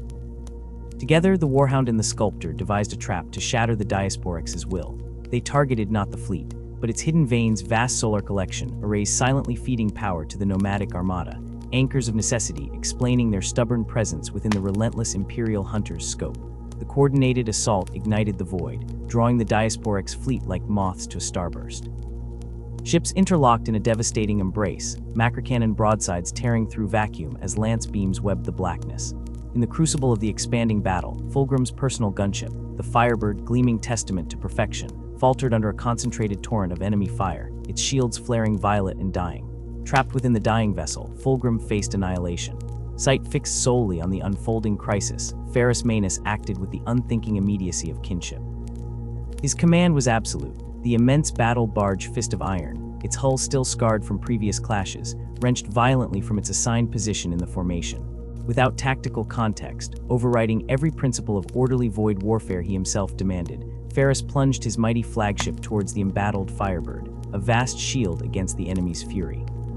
The withering fire intended for Fulgrim struck the exposed barge instead, rending its adamantium hull, vaporizing decks packed with warriors in iron, a searing sacrifice paid in burnt flesh and tortured metal. Imperial victory settled over the drifting hulks in the void's cold embrace, but the sour aftertaste of discord poisoned the triumph. Fulgrim's exquisite features, usually a mask of poise, tightened with the sting of perceived emasculation. His rescue demanded repayment in blood-stained coin. Launching a brash boarding action onto a crippled Diasporax vessel, he aimed to seize the final victory with his own hand, to snatch the traitor command bridge back into Pride's grasp. Yet even this slight redemption was denied him. A frenzied lieutenant within his own command somehow breached the enemy's sanctum first, stealing the kill and the glory before the Phoenician could deliver his personal verdict. In the following months, a silent poison seeped into their bond. Fulgrim wrestled with unaccustomed shame, failing to recognize the raw, unvarnished sacrifice Ferrus had offered the uncounted Iron Hands dead for his brother's life. He saw not the selflessness of desperate kinship, but a show of superiority, a stoic rebuke cloaked in rescue, a mockery painted on Ferrus's implacable features. Unheard by either demigod, whispered laughter echoed from the demon blade hanging seductively at Fulgrim's side, recovered from the shattered temples of Laren, twisting his perception of Ferrus's every blunt word and stoic gesture into imagined insult and subtle disdain. All the while, Ferrus Manus marched forward, his leadership forged in the stark simplicity of Medusa. He stood speartip of the charge always, his silver gauntlets and the thundering Warhammer Forgebreaker becoming omens of imperial wrath upon a million worlds. His expectations rested uncompromisingly upon excellence, meeting the basic demands received no accolade, but the foundational standard, while his truly earned, sparing commendations held the weight of worlds to those few accorded such honor. He had scant patience for courtly intrigue or the elaborate political web spun by some of his brothers. His personal domain reflected Medusan austerity, focused exclusively on the immediate demands of conquest and legion function. Command conferences under his eye were exercises in brutal brevity, extended debate, or philosophical theorizing scorned as costly distractions. Yet this facade of stark simplicity concealed intricate depths. Within confiscated private writings, penned long before the shadows truly deepened, Ferrus revealed a mind grappling with profound unease, at odds with his external stoicism. He questioned his legion's accelerating march towards machine worship, the cold rejection of the flesh they were born to. "A day must come," he confessed alone to the page, "when I strip these silver shackles from my hands. I will command my legion to renounce their distrust of the flesh. I will order them to reject the machine's beguiling gifts and turn again, however painfully, to relearn the sacred resilience of bone, the enduring fortitude of blood." This introspection, never shared with his warrior sons, laid bare Ferrus's acute understanding of the philosophical monomania gripping his legion, a corrupting seed he believed could be excised only after the Great Crusade reached its absolute end, when the galaxy stood conquered and the galaxy-burning need for indefatigable iron warriors finally ceased. It was an intervention destined never to be made, for the Crusade's zenith arrived, scarred and triumphant Ulanor. The vaunted victory over the colossal Orc Empire, the greatest greenskin concentration shattered beneath imperial might, ushered in a gathering unlike any since the Great Journey's dawn. The ashen plains, still fetid with the reek of orc gore and incinerated flesh, where the iron hands had shattered fortified hives with relentless, unreasoning power, transformed under imperial banners into a parade ground for celestial grandeur. Here stood 14 legions assembled, and amongst them, 9 demigod sons of the Emperor. The air itself pulsed under the staggering concentration of their presence, each a world unto himself, each bearing the mantle of untold victories, each consumed by thoughts of what this unprecedented convocation truly heralded. Ferrus stood impassive as mountain stone, his silver hands glinting coldly under the parched sunlight, ready for the Emperor's recognition. Yet the announcement struck like a siege hammer. Horus Lupercal, appointed Warmaster Supreme Commander. A frisson quivered through the demigod assembly. Ferrus Manus remained utterly still, eyes locked upon the Lupercal kneeling before the golden throne, receiving the apex honor. To those who truly knew the Gorgon, the minute tension coiling in his shoulders, the near-subliminal tightening of his silver fingers into a silent fist, betrayed a universe of feeling suppressed.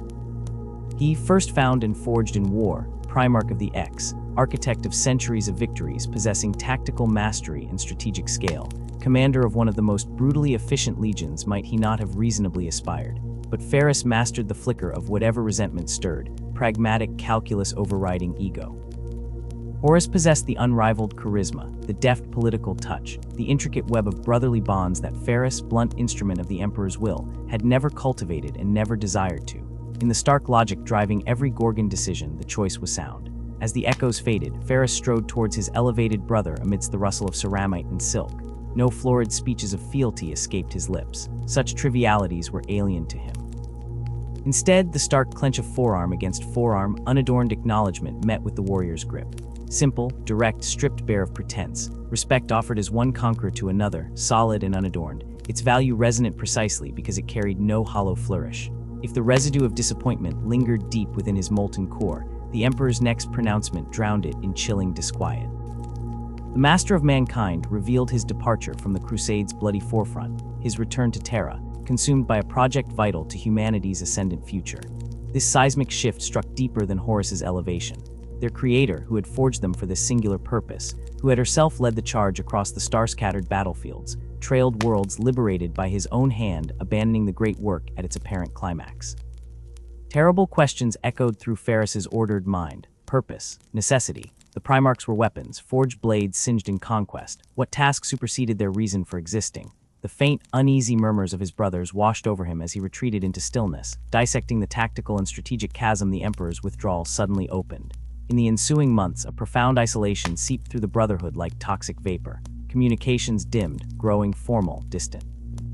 Joint campaigns, once frequent dances of brotherly legions, became scarce, each Primarch retreating towards his territorial sphere. Outwardly, for the Iron Tenth, the crusade ground on, territories conquered, compliance enforced with grim efficiency. Ferrus maintained his dutiful correspondence with Alpha, delivering precise reports, obeying the strategic directives emanating from the new Supreme Commander's stratagem. Yet beneath the unbroken continuity, the Gorgon perceived a disquieting sea change. Without the Emperor's indomitable will binding them, the inherent differences magnified into jarring dissonance. Philosophical textures, once complementary, now grated like mismatched gears. This discord found bitter voice during the Conquil Compliance, where alliance should have been seamless amongst old comrades. Assigned with the Emperor's children to reclaim rebellious human worlds, a task Ferrus anticipated as brutal routine, instead revealed a worrying shift. Fulgrim's warriors maneuvered with ornate, dangerous complexity, seeking individual glory in acts Ferrus derided as tactically unsound. Confrontation followed in clipped, harsh sentences. Offense flared in the Phoenician's eyes, startling in its alien heat to Ferrus's experienced perceptions. Words were retracted, decisions deferred, the campaign completed, an unblemished compliance roster returning to Terra. But Ferrus brooded in his sparse chambers aboard the flagship. Fundamental alteration had occurred within Fulgrim, chilling his closest brother's perpetually certain spirit. Was it uncertainty, disquiet? The feeling crawled, insidious and unfamiliar, beneath his iron resolve. Reports filtering in from the galactic periphery painted an unsettling mural. Angron's World Eaters erased the distinction between resistance and submission on Gainvo, bathing compliant cities in carnage alongside the defiant. Lorgar's Word Bearers, once sluggish in compliance, manifested uncharacteristic, grimly zealous speed, their methods acquiring a newly brutal cast. More troubling was the pervasive silence where clarity was needed. Campaigns fought with unusual layers of secrecy, legions inexplicably operating singly where reinforcement should be standard procedure, communicant streams suddenly thinning, vital updates vanishing into information sponges.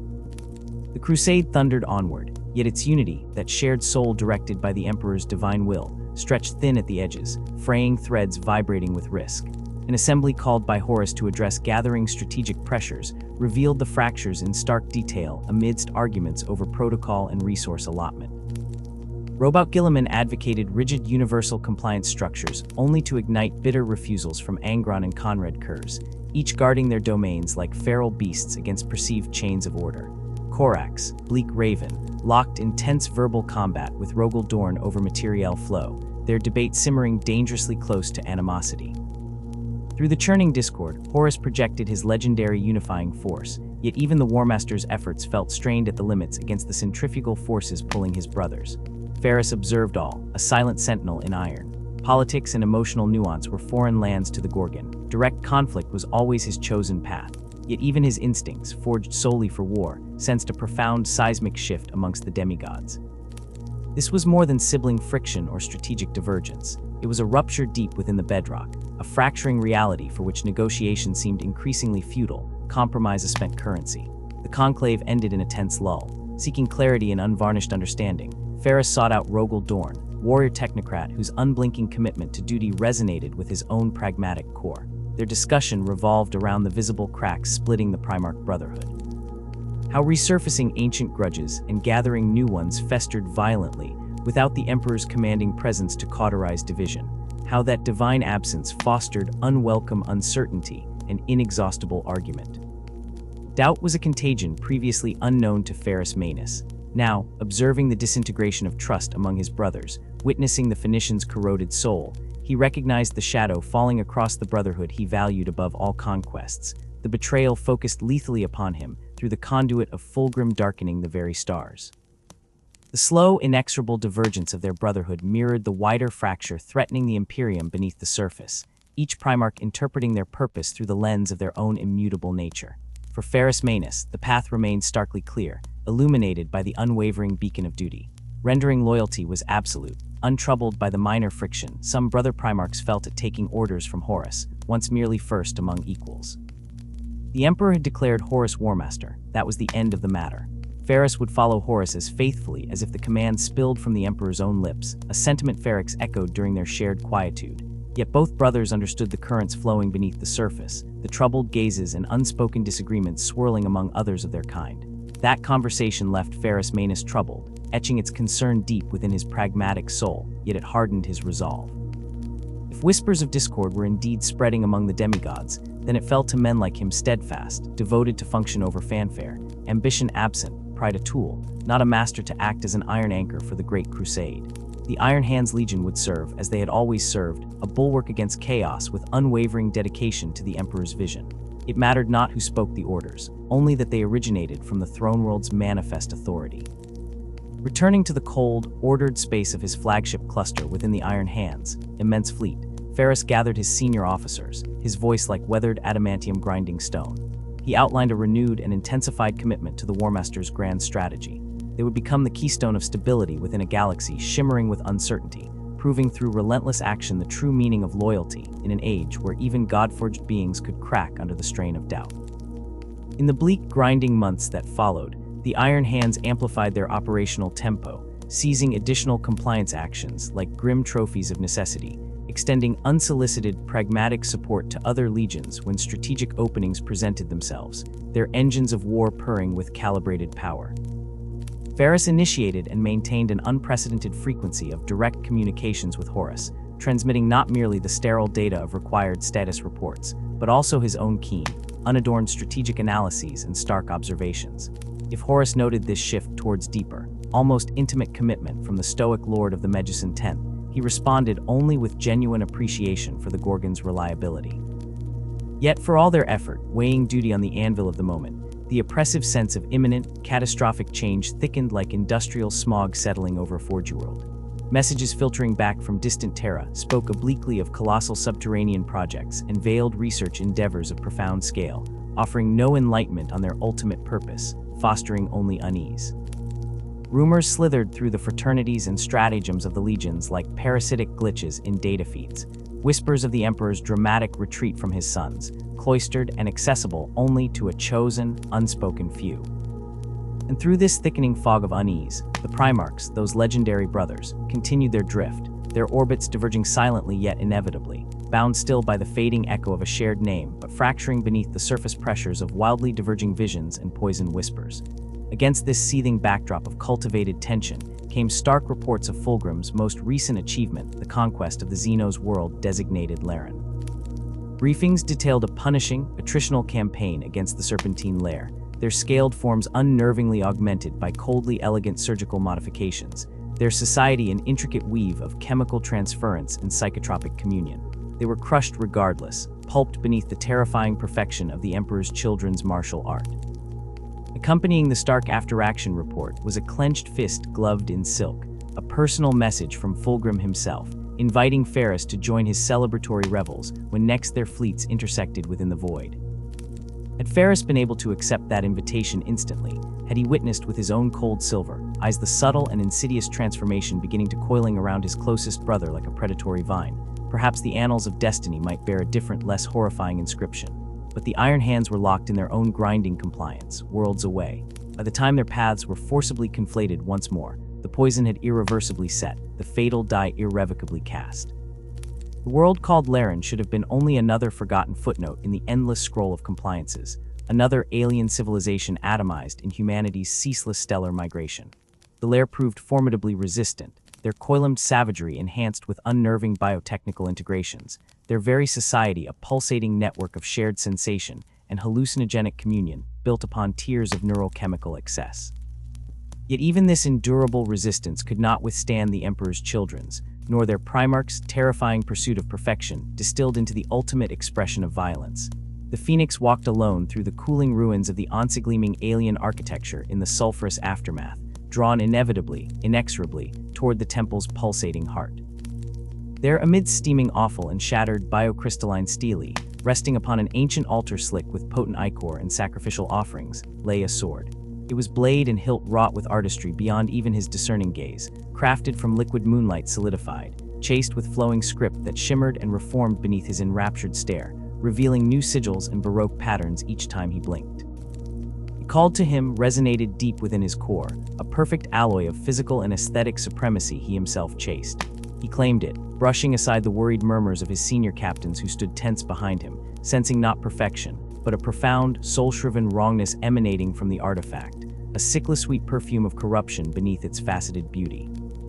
In the velvet black nights that followed, as the fleets of the Third Legion abandoned the flayed corpse of Laren, Fulgrim began to dream. Dreams not born of subconscious rest, but vivid agonies, vivid temptations. Visions of glory unbound by mortal limits, of beauty transcendent, achieved not through rigorous discipline and tempered strength, but through radical, ecstatic transformation, a shedding of imposed, lesser form. Is it just a sword? No, it is. Perfection made manifest, he whispered to himself in fleeting moments of fragmentary doubt, fingers tracing the impossible, invisible edge that seemed to hum with latent power, a trophy of unblemished victory. But it was a toxin masquerading as ambrosia. The blade bled pure essence of corruption, saturated with the indolent cruelty and sensory depravity of she who thirsts. With each arduous cycle of the fleet's chronometers, its murmurs burrowed deeper into Fulgrim's psyche, a relentless drip-feed fueling the furnace of his native pride and ambition, twisting his noble pursuit of perfection into a grotesque caricature, a monstrous hunger. His very bearing shifted, becoming erratic. He withdrew from the camaraderie of his legion, spending volatile hours isolated within chambers now redolent of exotic pheromones and fleeting, half-heard whispers, communing only with the treacherous metal presence hissing promises only he could parse. When he emerged through mirrored portals, his commands were impulsiveness defined, driven by whimsical artistry or personal caprice rather than cold strategy. Compliance actions, once honed sculptures of calculated violence, exploded into gratuitous tableaus of exquisite torment and sibilant sensuality, fulfilling a hunger they barely understood. His closest advisors witnessed the decline, yet dared not voice condemnation. Questioning a Primarch was near inconceivable taboo, masked by ingrained habit and mounting terror, even as orders increasingly diverged from the Legion's once-esteemed doctrines. Only First Captain Julius Kisoron, heart clenched with dread, dared approach after a performance of ritual prisoner execution that blurred disturbing lines Fulgrim once enforced with puritanical clarity. The corruption metastasized swiftly, a psychic plague, but it might yet have been a contained malignancy within the Third Legion had Horus Lupercal not chosen to intervene, a surgeon purposefully spreading contagion. The newly anointed War Master, his own soul already pledged to entities screaming within the warp during his treacherous convalescence on the fever moon Davin, meticulously concealed his true allegiance from the majority of his brothers. Yet he tasted Fulgrim's psychic degeneration on the astral winds like bile pus oozing from a suppurating wound. Inviting Fulgrim to a private conclave aboard the colossal battle barge Vengeful Spirit, Horus poured the final draft of poison into a mind already primed to embrace the cup. He wove tantalizing visions of a galaxy, remade according to the dictates of Fulgrim's own burgeoning desires, a universe unfettered by the perceived shackles imposed by an unjustly distant emperor. It was the insidious lie perfectly tailored, fundamentally entwining with the alien whispers already chewing through Fulgrim's sanity. As Horus's rebellion solidified its hideous form within the bowels of Istvan, each traitor Primarch received a role barely disguised as a lofty aspiration.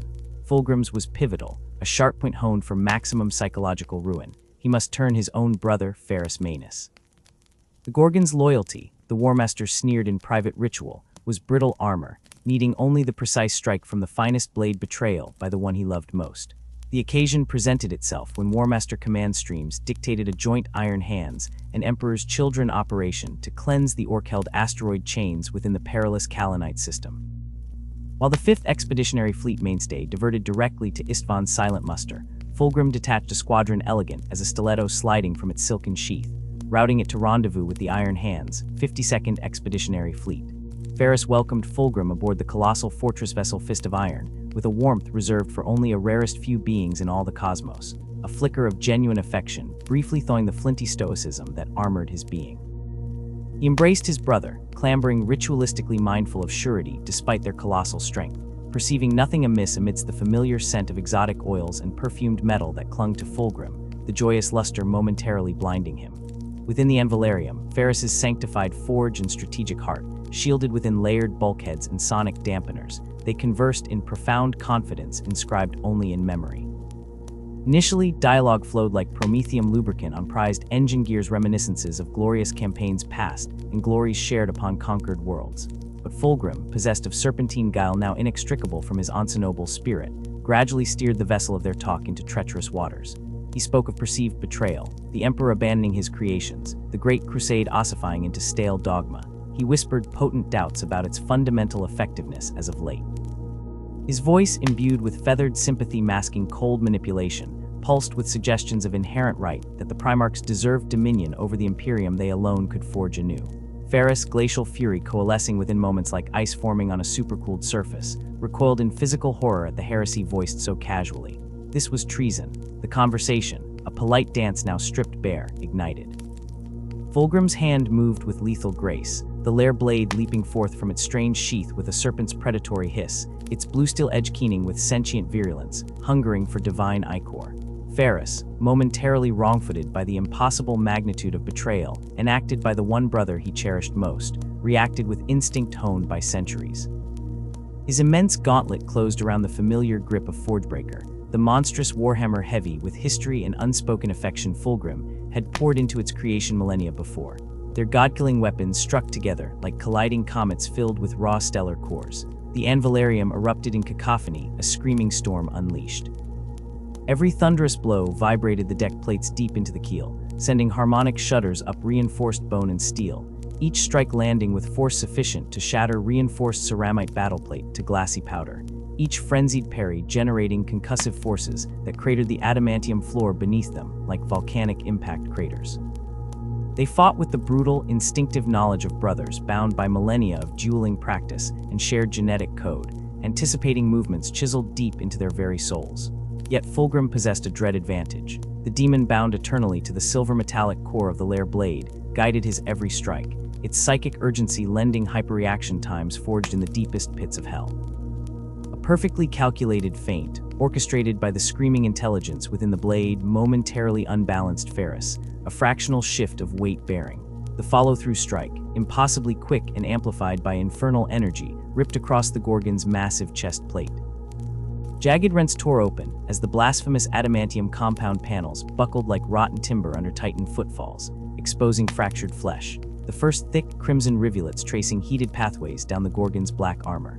Enraged beyond measure, rage ignited by the perfect storm of unconscionable betrayal and the intimate violation of his physical form, Ferrus unlocked a primal fury that channeled deep into the Terran steel core of Forgebreaker as it swung in primordial wrath.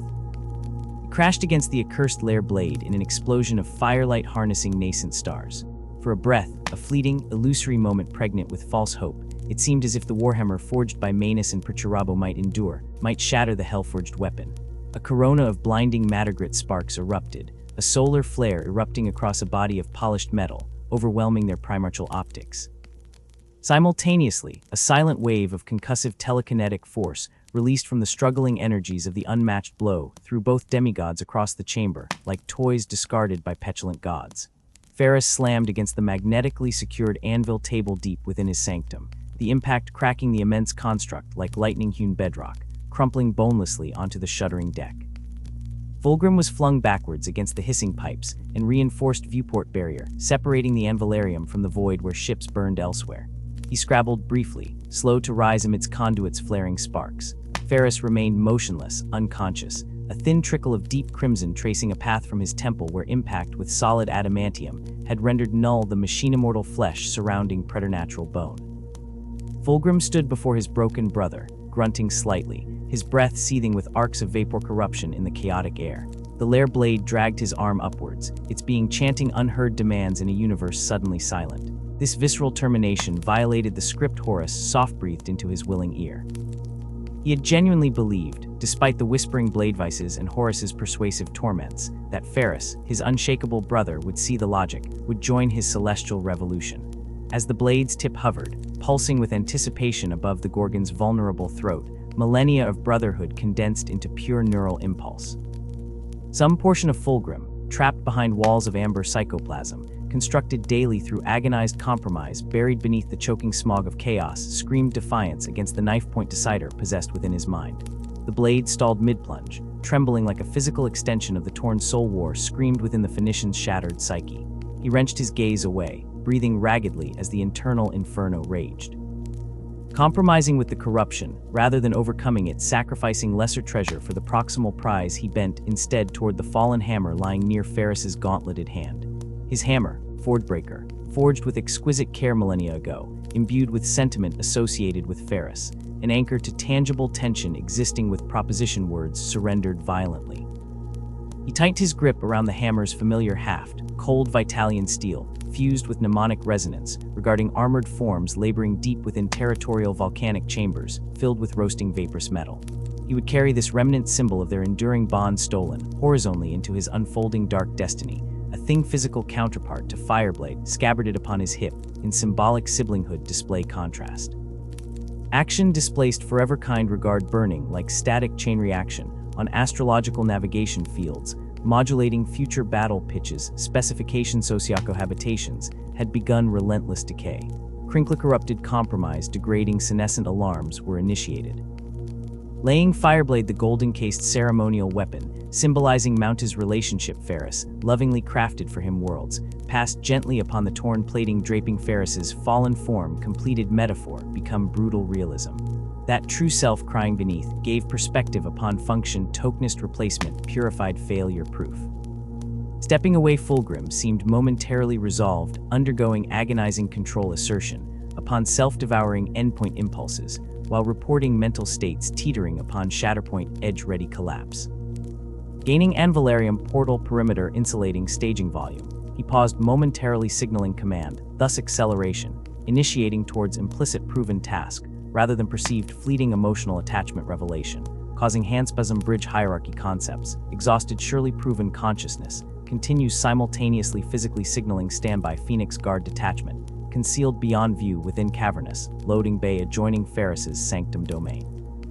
Command nuance encoded within encrypted courier service call's activated cycle, remained minutely visible acceptable deviation, became corpse marker on battlefield decaying reason. Without hesitation, radiating mask-led guards, lit gold edges blurring jewel-hilt willpower essence, streaking like crimson meteor trails, burnt atmosphere passing ship engines wind trails, erupted simultaneously, energizing previously dormant energy weapons. Singly intricate armor transcendent destruction, rendered instantaneously against stoic iron hands, Terminator honor guard preposition guard, posts across corridor infrastructure demising without speed deformation tertiary failsafe, enacting ambush efficiently synchronized. Medusan Genecraft Morlock veterans, expended permanent defense preparation dissolution, pitiful beyond effective countermove formation refinement, figured perfectly strategized betrayal ensures, demise permanency, supply route decisive annihilation. Comlink pure natal evasion, first Captain Gabriel Santer barreling witness check status located zone periphery, barely intercepted crossfire detonation, caught partially emerging adjacent command chapel annex, suffering horrifying crimson scoring across plastron chestplate, before collapsing under withering focus dissonance pulses. Crimson spray pattern emerges coordination horizon impossible face pronation, witnessing horror far below consciousness, flickering indicates slight, before comprehending whole situation reality, ensure total erasure brotherhood symbol, performing primordium ritual sanctity perhaps. Crimson Oath remains fragmented weapon skulls, marching inexorably towards nearby landing bay portals smoothly redeploying corridor occupation, points preventing access chasm falco telemetry, erupts landing bay gate separates, encountering lower corridor proximity signaling extraction procedure initiation secured.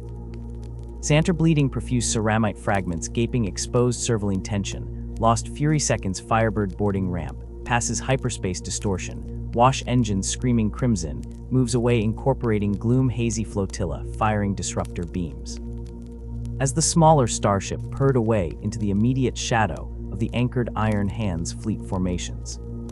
The accompanying Emperor's children vessels, shimmering in formation, held purely peaceful codes, instantly transformed schematic interface, generating raw hostility erupting crimson firestorm rotations, overlapping assault warpsnake precision targeting previously designated core vessel locations, executing perfect treachery onslaught beams, lancing fissures, rupture simultaneous destruction beams, rending the unprepared fleet command control nexus manager, experiencing sustained fury design.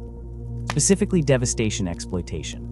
Blast shock impact bloomed across bridge stations, feudal defense shields, glowed briefly stabilizing emergency protocols, draining auxiliary power tree, network sustaining catastrophic emergency energy, bleeding drops below viable operational states multiple vessels, evaporated simultaneously boring vital engine cores, vaporized trailing catastrophic plasma voids, ribbons fire engulfs vacuum. Several Iron Hands vessels, fractured violently reflected explosion, chains gunships caught transiting flight decks, ignited instantly flesh-fused internally soldiers, disintegrating instantly warping, without escape stifling concussion waves coupled shielding capacity, ephemeral dips core generators ignited strands metals plasma fire, imploding northern hemisphere crude, compartments decompression whistling inferno results grotesque tapestry despair, and sudden horrific silence amidst scream. Frequencies overwhelming standard shield deployment algorithms, needed moment stall deflecting total destruction, low admin distribution, server redirected void shields, barely coalesced into existence resisting catastrophic hull breaching, inflicted aft assembly bay, as metal blossoms inward hydrogen explosion visible internally decompressing ship space, generating hugely resistant shockwave propagating decks below the fist. Deeply scarred monument agony, by resultant atmospheric pressure hammer, compound effects reverberating shuddering deep within the chambers along its colossal spine. Inside the ruined anvilarium, Ferrus Manus tasted salt copper tang rising clash copperblood odor, sensation returning amidst cacophony feeling rumble distant implosion repetition, heard by internal acoustics processing core, pathways discerning necessary reaction action, imperative begins. Priority transmission denial signal, interrupted acknowledging continuing threat.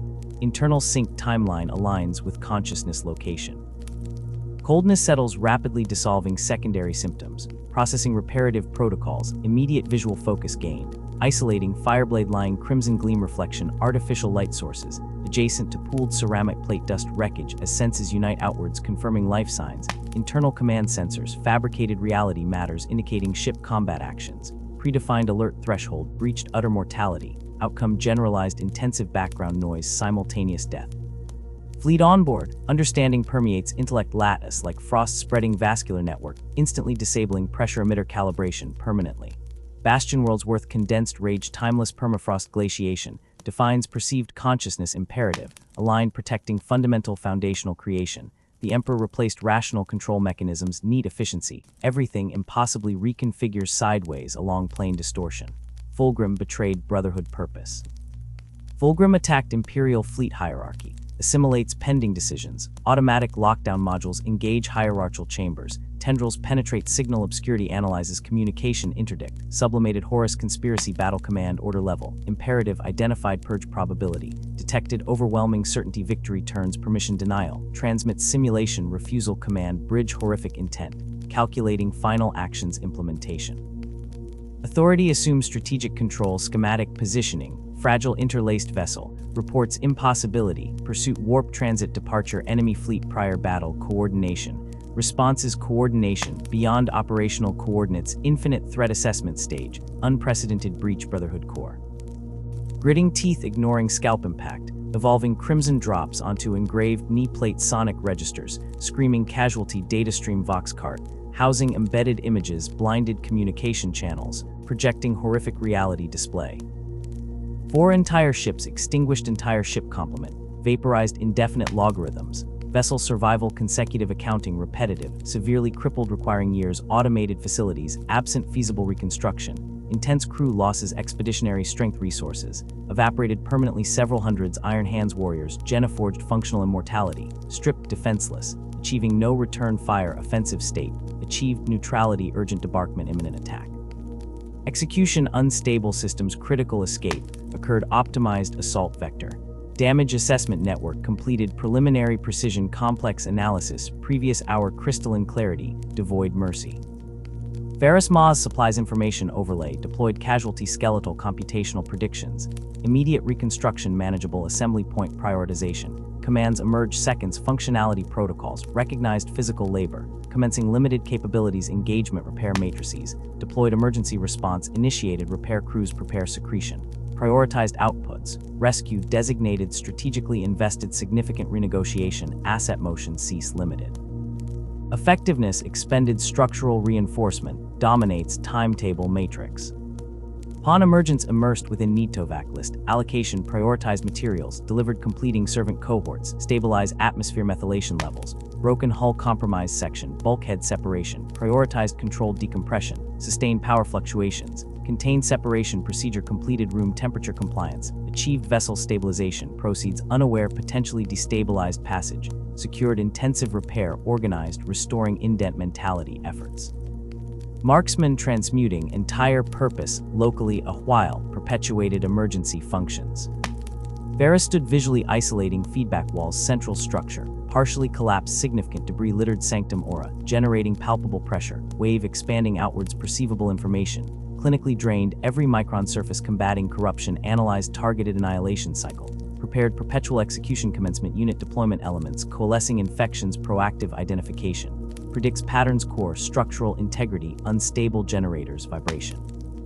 Sensors detect anomalies, immediate configuration suspensions, hold ship's position, battle-ready posture fortification. Layers currently absent static defense platforms, upgrading entry points, fallen necessary construction, templates unavailable confirmation, obtain creating passive barrier network dynamic reposition, ceases functionally incomplete permeating ship, by standard time units confirming hours, inside observation reworking data functionality, reestablished reports integration. Task mechanically disposed continuance regiments on active operational conditions, exists lacking avenue deployment sectors moments, functional activity necessitate movement decisions, attach units fortified defensive mode, grounded among debris inseparable personal room, wreckage simultaneous mental stabilization, established channeling processing, overwhelming data raw. Ferrus seated concentration iframes settle, fixed upon fireblade, suspended rational infrastructure remembers, composing gold filigree intricate circuits, celebrating specific victory climax, defined status achieving objectives previously acknowledged by fulgrim scattering conceptual brotherhood foundation across cosmic vacuum, abandoned discernibly connected shards, meaning swept acid conventional arrays, continued assault detachment growth simulations, predicting multiple scenarios targeting. Known traders Primarch adherence command methodology, demands mappings intricate fitting, correlate established canonical installment sequential domination, achievable renewed movement, conceptual crater formation defining emotional sequence, pathways permanently configured combative permanence, cold permanent crystalline event horizon, directing entire cognition terminates pacifism mechanism, irreparable hardware structured implants, inject algorithms, perpetual awareness, state generating. Neurological defiance layer transmitted voice terrifying, calm shattering reality, fundamentally reassigns biological regulation, logic ensure absolute command realize, exterminate linked targets, program ordered vessels maintenance capacities, maximum achievable contributing fleet combat effectiveness, questionably approaches brethren dispatch facility command centers, ATO and CE. Additionally mobilized tactical combat, troops consolidate strategic defense readiness assessments, correlate generic resources allocations, view bridge status over at maximum activation, imperative engage eventual counter-strike, operandi encompassing eventual pursuit, confirm possible potential effectiveness, currently remains indeterminate creating task execution, defer continued analysis, simultaneously initiating recovery, endeavors priority regained vital vessels mobilize. Instruction patterns established arriving peripheral regions, avoiding ambush protocols, established future event trajectory determination, impossible probability reduction, fraternicide detailed considerations irreversible hostilities, established permanency speciation clearly defendable positions, created emotional landscape fundamentally transformed perceived cold utterly detached machinery optimizing lethal maximization, insert eliminations, simultaneously Ferrus emerges meeting captains.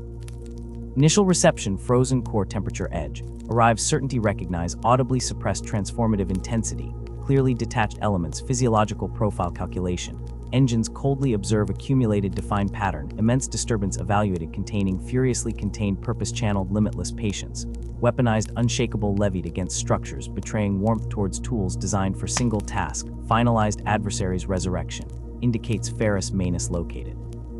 Beyond hope transmuted wholly immovable embodiment, finally unchained rage, consuming intellect defined service, forged entirely purpose, becomes annihilation of traitorous brother's path, identified true loyalty manifest terrifying unveiled calculate, resolve chilling embracing necessary conclusion, vengeance purely methodical exponential operational tempo consequences, unequivocal imprisonment action, implemented functional anvil machine, transcends humanity core directive, implemented structural framework concluded resolution, catalyzed betrayal completed identity pattern revenant creation, emerges inscription complete Horus Heresy, destroyed brotherhood initiating galactic war, understood impossible alliance, harder stronger altogether resolution, defined reprogrammed duty restructuring necessity sanctions, primordial merciless response, enacted clearing path towards vengeance resolve absolute secured loyal service manifests, inevitably brutal adaptive capability.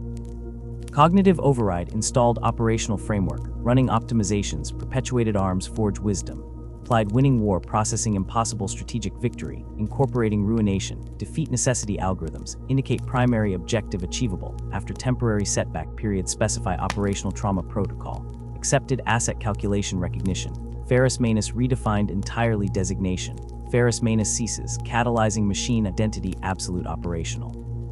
Annihilator Supreme completed cold necessary merciless embodied transformation, achieved conceptual maturation, acts reinforced burgeoning perfidy, prepared command structures implementation, commenced unstoppable host, initiating subjugation game, pieces unplayable assumption, true face, defined prepared events, initiated pattern building, code imperative command sequence, completed iterative resolution, programmed calculate emerge stronger, forged thermal instability, perfect foundation, unfeeling. Implements ultimate objective identification, clarified operational pathway, clear calibrated. A visible frost spread across Ferrus Manus, the air around him on the command deck, chilling dangerously, as if his fury drew heat from the very fabric of the ship itself. His normally sharp, analytical silver eyes had hardened into something terrifyingly fixed, radiating an intensity that made the bridge crew avert their gazes, unable to bear the incandescent anger within them. His command cut through the taut silence without preamble, cold and absolute. Set course for the Ivan system. Dispatch an encrypted Priority 1 warning to Terra. The Emperor must be informed immediately. Horus and Fulgrim have turned traitor. Even as the Vox officers scrambled to encode the shocking message, fresh transmissions demanded attention, crackling with the familiar cipher pattern of Rogel Dorn himself, relaying the Emperor's sacred orders directly to Ferrus Manus. He, alongside Corvus Corax of the Raven Guard and Vulcan of the Salamanders, was to lead their legions to the Istvan system, where the true cancer of treachery had broken the surface as Horus openly declared his rebellion. Their righteous task was annihilation, confront the War Master and his inner circle, Fulgrim chief among them, and crush their putrid insurrection utterly. A grim tide washed over Ferrus Manus at the news, a cold satisfaction settling heavy in his chest. The Emperor, wise and ever vigilant, already knew. The response was already in motion. They, the Iron Tenth, would not face this heresy alone. Legions loyal to the throne would stand beside them, mighty instruments of the Emperor's wrath whetting themselves for the great work of purgation against the Oathbreakers. As battle-scarred ships, bleeding energy and dragging trails of debris like celestial wounds, unleashed titanic energies to wrench their trajectories towards the burning anvil of Istvan, no warrior, from lowly conscripted Astartes to the Primarch himself, could fathom the monstrous trap lying in wait, the gathering shadow about to fall.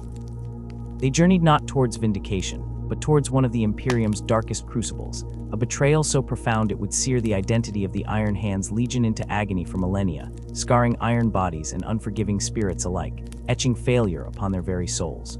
News of Horus's treason rippled like seismic shock through the fleet, met first by stunned disbelief. These warriors, forged in iron and tempered in endless war, had fought alongside the sons of the War Master for centuries, enduring shared hardship, bathing in the collective blood and smoke of 10,000 battlefields, roaring identical victory cries into the void.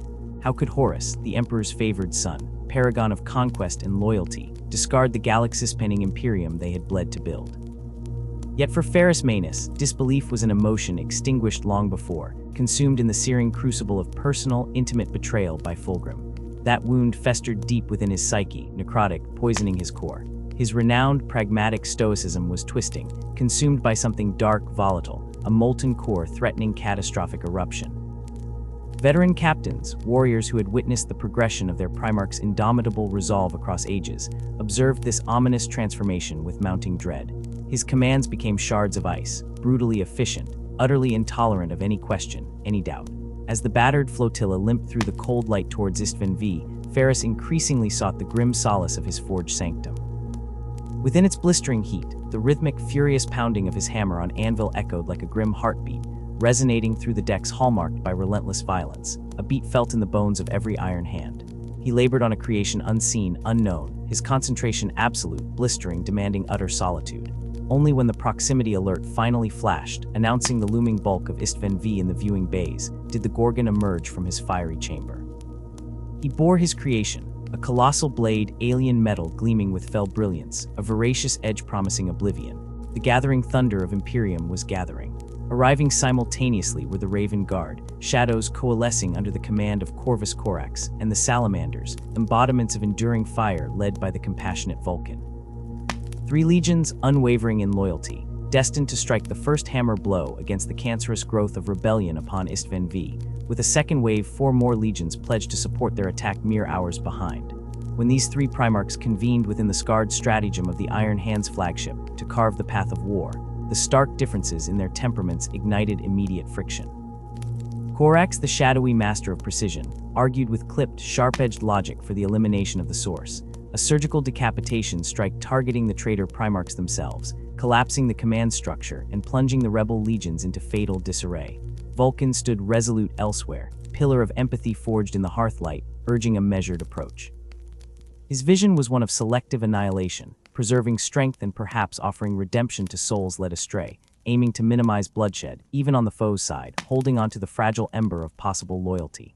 Ferrus Manus, however, stood unmoving, his entire being radiating suppressed violence. He dismissed both strategies with contemptuous finality. Only totality sufficed. Obliteration, utter annihilation of every traitor, leaving nothing standing where their corruption had festered. The sheer volcanic fury within his voice, a sound scraped from broken adamantium, silenced even his brothers. This wasn't the cold, logical commander they knew. This was rage incarnate, barely shackled within flesh and ceramite.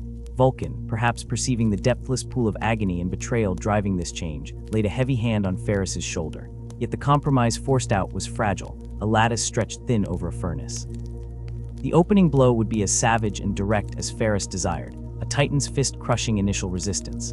Then strategic purpose would take hold. The Iron Hands, heavy and unyielding, forming the core spearhead driving directly for the Urgal Depression, the traitor's primary redoubt. The Salamanders, masters of cleansing fire, would secure and fortify the left flank. The Raven Guard, wraiths amongst the carnage, would maneuver with lethal grace to assail the right, flanking with unnerving speed. As the final assault protocols cycled to readiness across 3 fleets, seeding the void with lethal payloads and thunderous drop pods, an unexpected transmission sliced through the encrypted command channels. The voice was rich, compelling, radiant with that unholy charisma Horus Lupercal himself, offering terms. The Veil of Sorrows could still be spared, he promised. The peace pact signed not at sword point, but negotiated.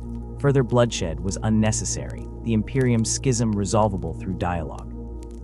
Ferrus Manus's retort was instantaneous, cutting through diplomacy like his newly forged blade through flesh, delivered not just as words, but as a roar of utter condemnation amplified across the Comnet. Only one condition exists: absolute surrender. The traitor Primarchs shackled before the Emperor's throne. Anything less is dust. The desperate gambit died unacknowledged. The celestial weapons positioned themselves, predatory constellations aligning over Istvan V, thousands upon thousands of drop pods and assault landers. Iron coffins filled with life pledged to the Emperor's justice, cycled in their bays. The finest warriors humanity had ever birthed performed mechanical last rites on weapons, recited personal mantras etched into their very nervous systems, forced breath into lungs beneath uniquely crafted armor plates, steeling their souls against the abyss they were about to embrace. Among the Iron Hands, a brutal urgency seized them. Rusty tang of blood, mixed with the ozone-scent shock of high-energy cutting tools, echoed through decks as self-surgery became sacrament. Flawed flesh was hacked away, replaced with cold iron, potent symbols against the weakness of mere biology that had already claimed their fallen traitor brothers. The apocalypse began not on the ground, but from the heavens.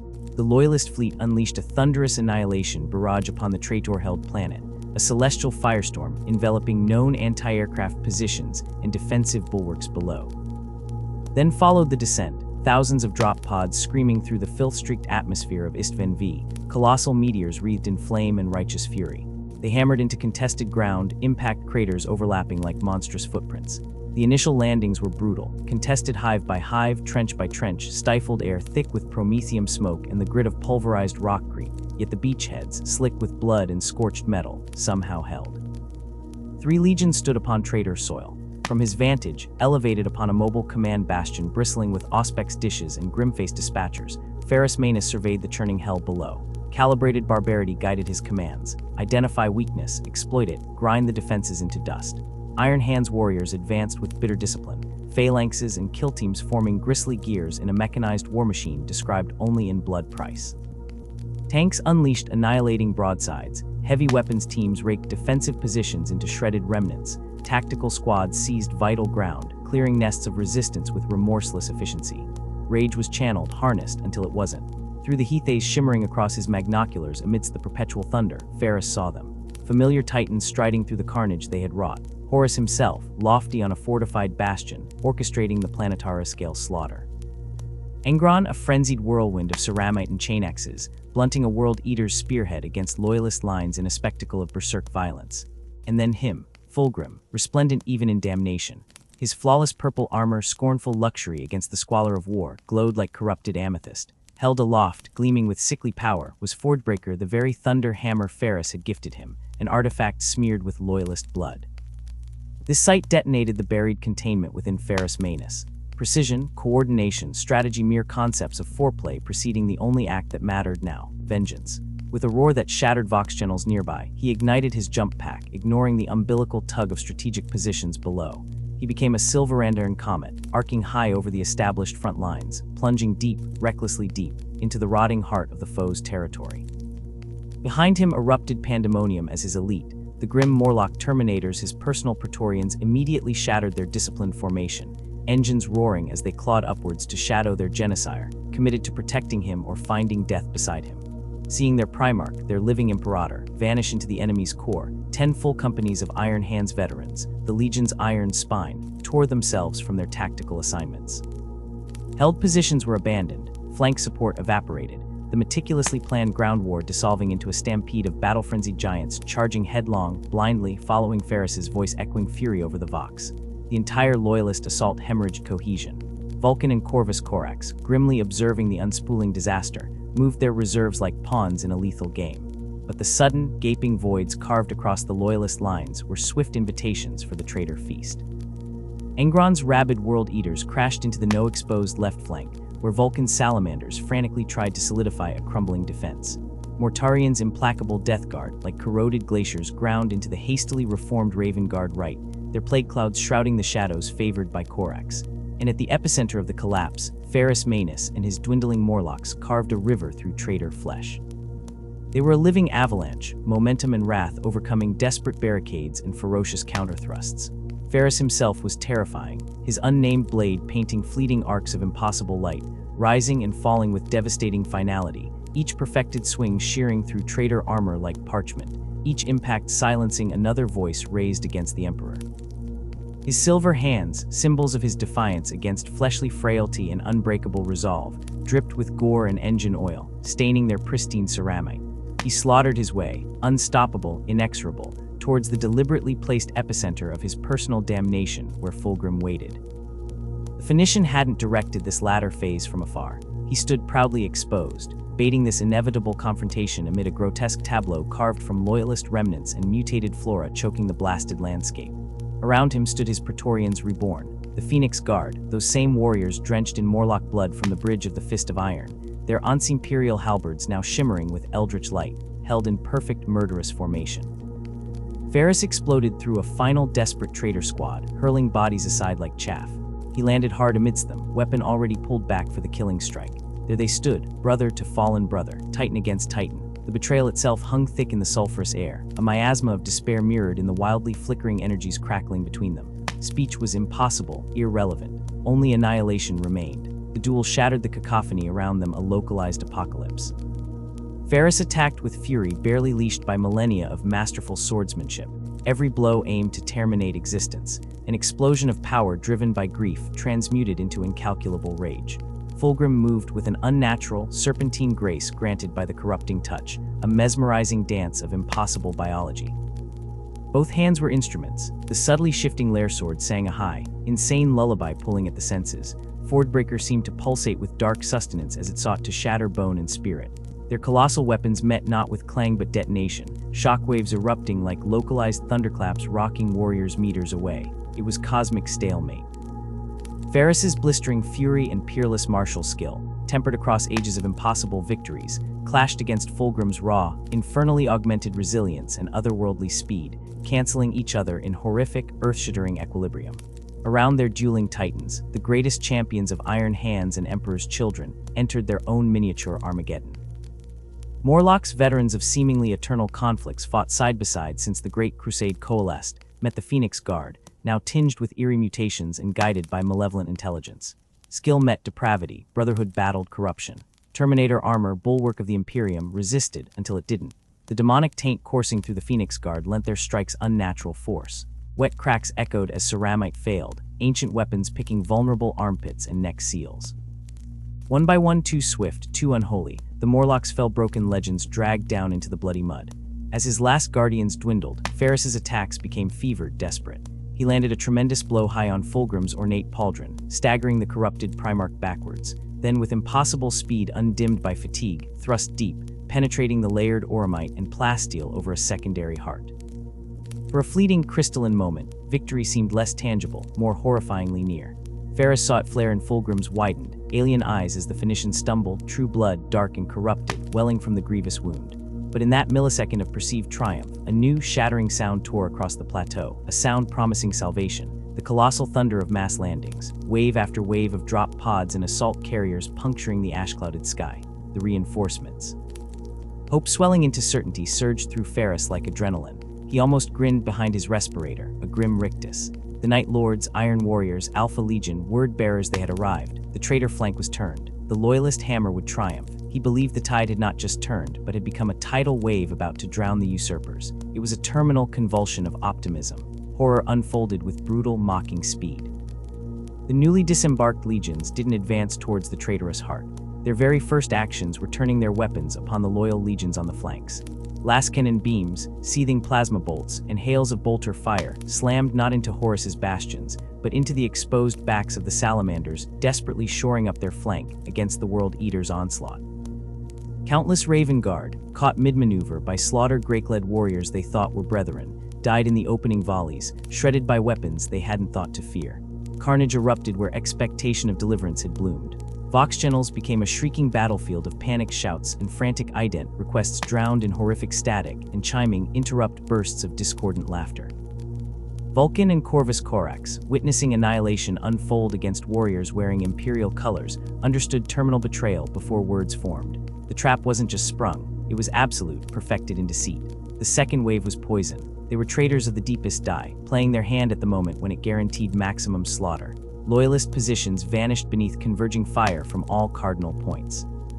Lava flows and jagged rock-creek canyons became killing pits with no escape, Loyalists dying cornered and betrayed. Distraction, born of the most profound shock a Primarch could endure witnessing the rot extend beyond Fulgrim, beyond Horus, to brothers whose oaths he'd never questioned fractured Ferrus Manus's warrior-poet concentration for a bare, critical instant. Fulgrim required less. Darkness possessed the Phoenician, a delight in drowning weakness surged through him, fueling muscles beyond natural endurance. Fordbreaker swung with devastating speed and inhuman might, fueled by a corrupted ecstasy. It connected squarely with Ferrus' torso. The impact detonated outwards, not merely staggering him, blasting him backwards through displaced air, cracking the dusty earth as he landed heavily, a resonating thunderclap of his own. Before the stunned Primarch could find purchase, regain that impossible focus that always saw him through, the lair blade whipped out too fast to track, bypassing armor joints and cutting a deep, agonizing gash into his silver-clad left arm. Pain, fierce and igniting, screamed from the wound. Wounded, bleeding real blood now the color of life, kneeling in the mire beside his defaced legend, Ferrus struck back with purest instinct, finding the core resilience that defined him beyond pain, beyond survival, perhaps beyond even logic.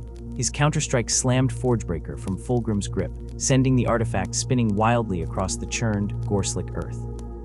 Fireblade, the weapon he'd used across centuries of conquest gifted by his emperor, lay partially submerged nearby amidst the dead. His blood sang hope. Close, a chance, reclaim his blade, reclaim destiny. He lunged, the movement visceral, essential. His gleaming silver fingers brushed the familiar grip, touched the promise. Pain vanished beneath burning purpose. Fulgrim did not respond with arrogance or triumph or even words recognizably human in cadence. Only the nightmare within manifested.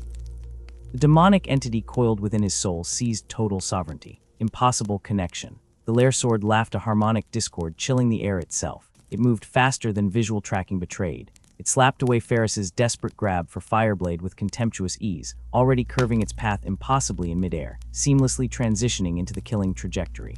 A perfect arc of demon steel cut reality itself. It possessed a horrific inevitability.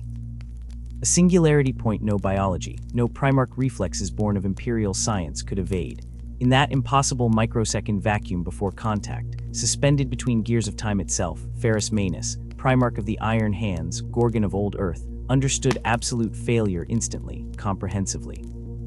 Not merely tactical failure upon this toxic hellscape, betraying the brothers who counted on him. Not even just the death sentence passed on his beloved creation, his legion built on an unbroken chain of success. Worse, much worse, he had betrayed the Emperor beyond any forgiveness. His all-consuming, blinding, relentless rage had lured the defenders of the Imperium into this bloody slaughter pit. His need for vengeance upon Fulgrim had been the traitor's sharpest tool for setting this ambush's lethal edge.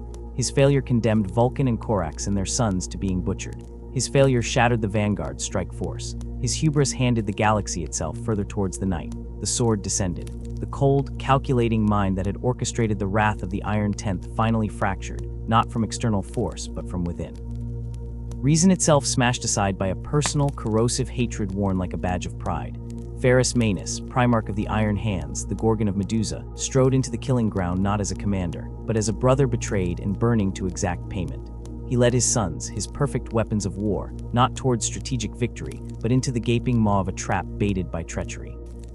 This oath-breaking would not merely claim lives, it would gut the loyalist strength on Istvan V, devouring thousands of Iron Hands and their priceless war machines at a critical juncture in the burgeoning heresy. Fireblade, that shimmering lie of a weapon, slashed with contemptuous ease, parting ceramite plate, transhuman muscle, and dense bone like paper. Ferrus Manus crashed to his scarred metal knees, blinded in an instant to the carnage he had failed to foresee. His blazing silver eyes, pools of unyielding defiance still radiating righteous fury, locked one final time with Fulgrim's gloating, corrupted gaze. Then darkness, absolute and void, claimed him.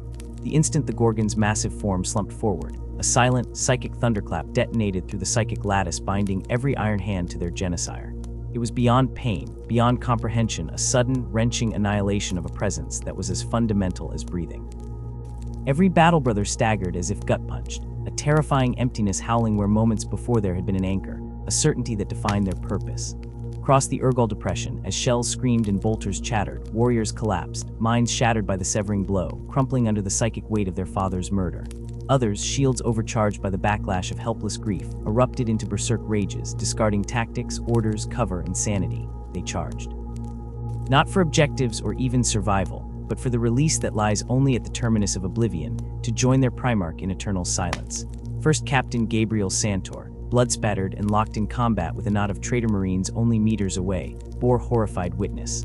A guttural, keening howl of pure anguish tore from his vocalizers, slicing through the cacophony of war. Sight locked onto the repulsive silhouette of Fulgrim, he wrenched from the melee, Vox Channel's roaring unintelligible fury, and hurled himself and his surviving veterans towards the towering demon Primarch. Every piston in his augmented frame strained with the desperate, single-minded need vengeance or oblivion. It mattered not. The corrupted Phoenician, reveling in the atrocity, casually swung Ferrus's severed head by its long, silver-white mane, the grisly prize dripping rivulets of molten metal and arterial crimson onto the churned ground. His monstrous grin split a face too beautiful to be mortal as he met Santor's doomed charge, fireblade drinking deep with every contemptuous swing.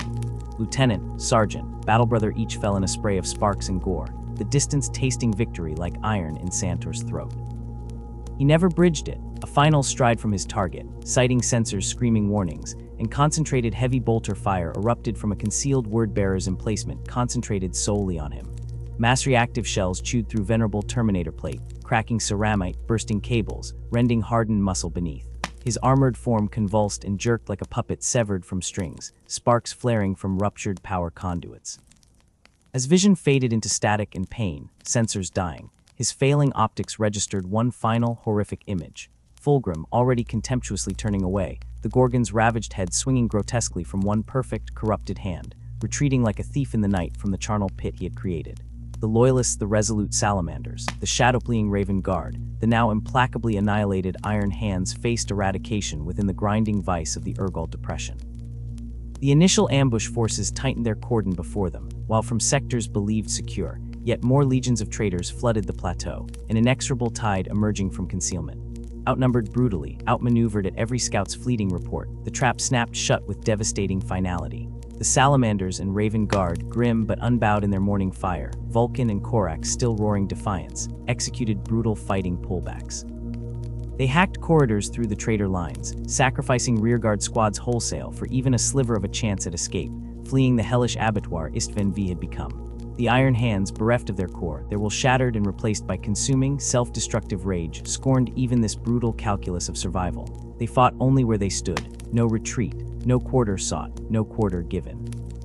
Centuries-old clan companies that once fielded hundreds of vengeful giants were ground down to dozens, then to mere skeletal battle groups of single survivors, fighting back-to-back until obliterated.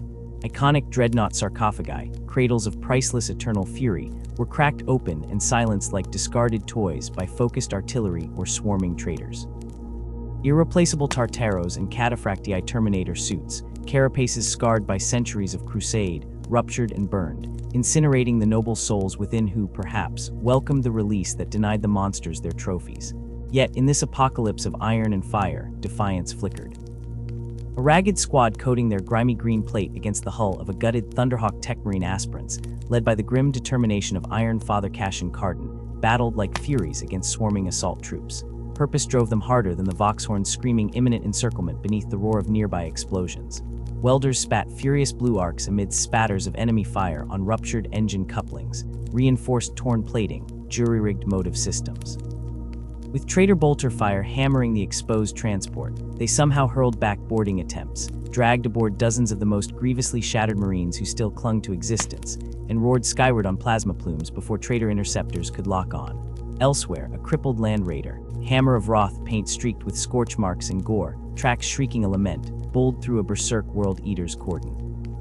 Its crumpled assault ramp protested its gaping wound as it heaved alongside a miraculously intact orbital lander. Crimson lightning crackled impotently around the hull, and deeper within the collapsing loyalist position, Sergeant Shadrach Medusan, torso cracked open by a traitor's power fist, internal bionics spraying sparks and cloudy amniotic fluid, dragged himself through streaks of his own recycled lifeblood to rally shattered remnants. Voice sustained only by Vox amplification, he unified shell-shock survivors from 3 annihilated clan companies. Pushing down the pain, weaponizing raw grief and rage into cohesion, he forged a desperate rearguard hammer, carving a temporary corridor through the chaos to secure transient landing zone clearance for salvation for a priceless few. These shards, these fractured remnants, a battered Thunderhawk limping into low orbit, a leaking land raider secured within the cavernous bay of a frigate burning retro thrusters for escape, the numbed survivors gathered around the grievously wounded Medusan carried the cellular memory of a legion. Scarred minds trapped in bodies held together by will and adamantium pins, these were all that remained to bear identity from the crucible fire beneath the ash-choked skies. They were the seed. But as Istvan V glowed a pallid nuclear dawn, its plains carpeted with the gutted ruins of the Iron Tenth's might, strewn with shattered war machines and eviscerated transhuman corpses burning with Prometheum rage, it seemed that seed was sown upon a dead world. Of those proud warriors who had dropped shoulder to shoulder into the teeth of the Urgal cauldron, only a pitiful fragment would ever claw free, every escape craft leaking vital fluids, shrines awash with blood. They fled the Eastven system, pursued only by the mocking taunts of traitor warships who tasted complete victory, a final ignominy scarring already broken spirits. Silence reigned in the makeshift thoroughfares and converted medici bays of the fleeing Iron Hands remnants. No hymns of victory, only the low thrum of stressed reactors and the rasp and hiss of autosurgeons peeling, rent plate from cauterized stumps, the drip of saline into dried throats that could not vocalize the void within. Their natural stoicism was not discipline now, but the catatonia of profound shock. Shell-shocked eyes scanned unstable displays, augmetics twitched uncommanded from neural feedback. The reality of loss ate at them, a corrosive acid where their father's iron will had been the foundation. In the solar years of slaughter that followed, the grand betrayal the heresy became, this emptiness would crystallize under relentless fury, an implacable lodestone. They would nurture this rage, distill it, forge themselves anew upon its anvil when ammunition ran low, when strength waned, when all hope seemed cold ash.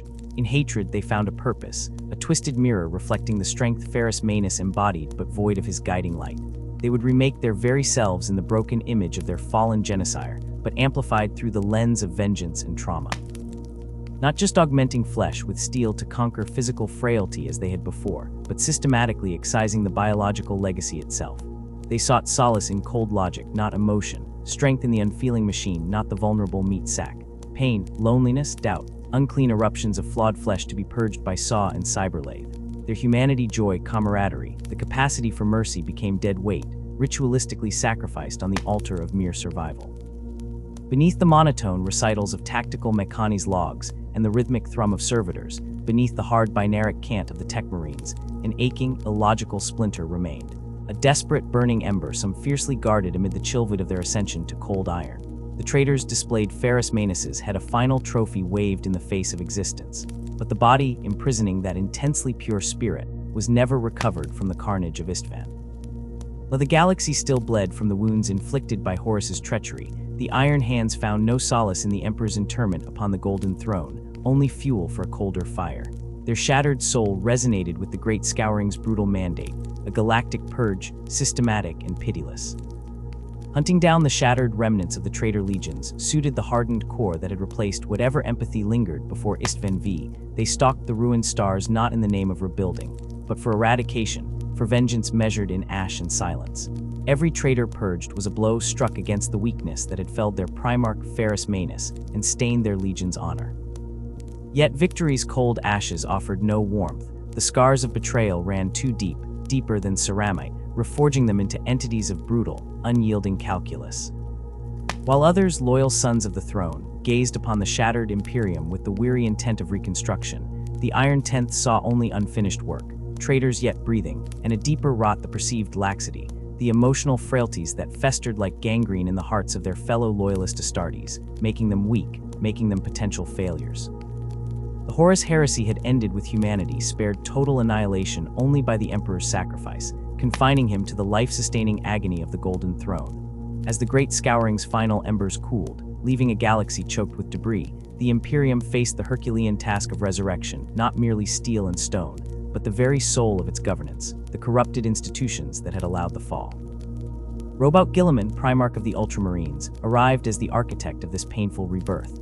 From years of meticulous observation and analysis arose his magnum opus, presented to the crippled imperial powers, the Codex Astartes, a sacred text prescribing organization, tactics, philosophy, and its core decree, the shattering of the legions. Vast military behemoths capable of fracturing the Imperium once more were deemed intolerable risks.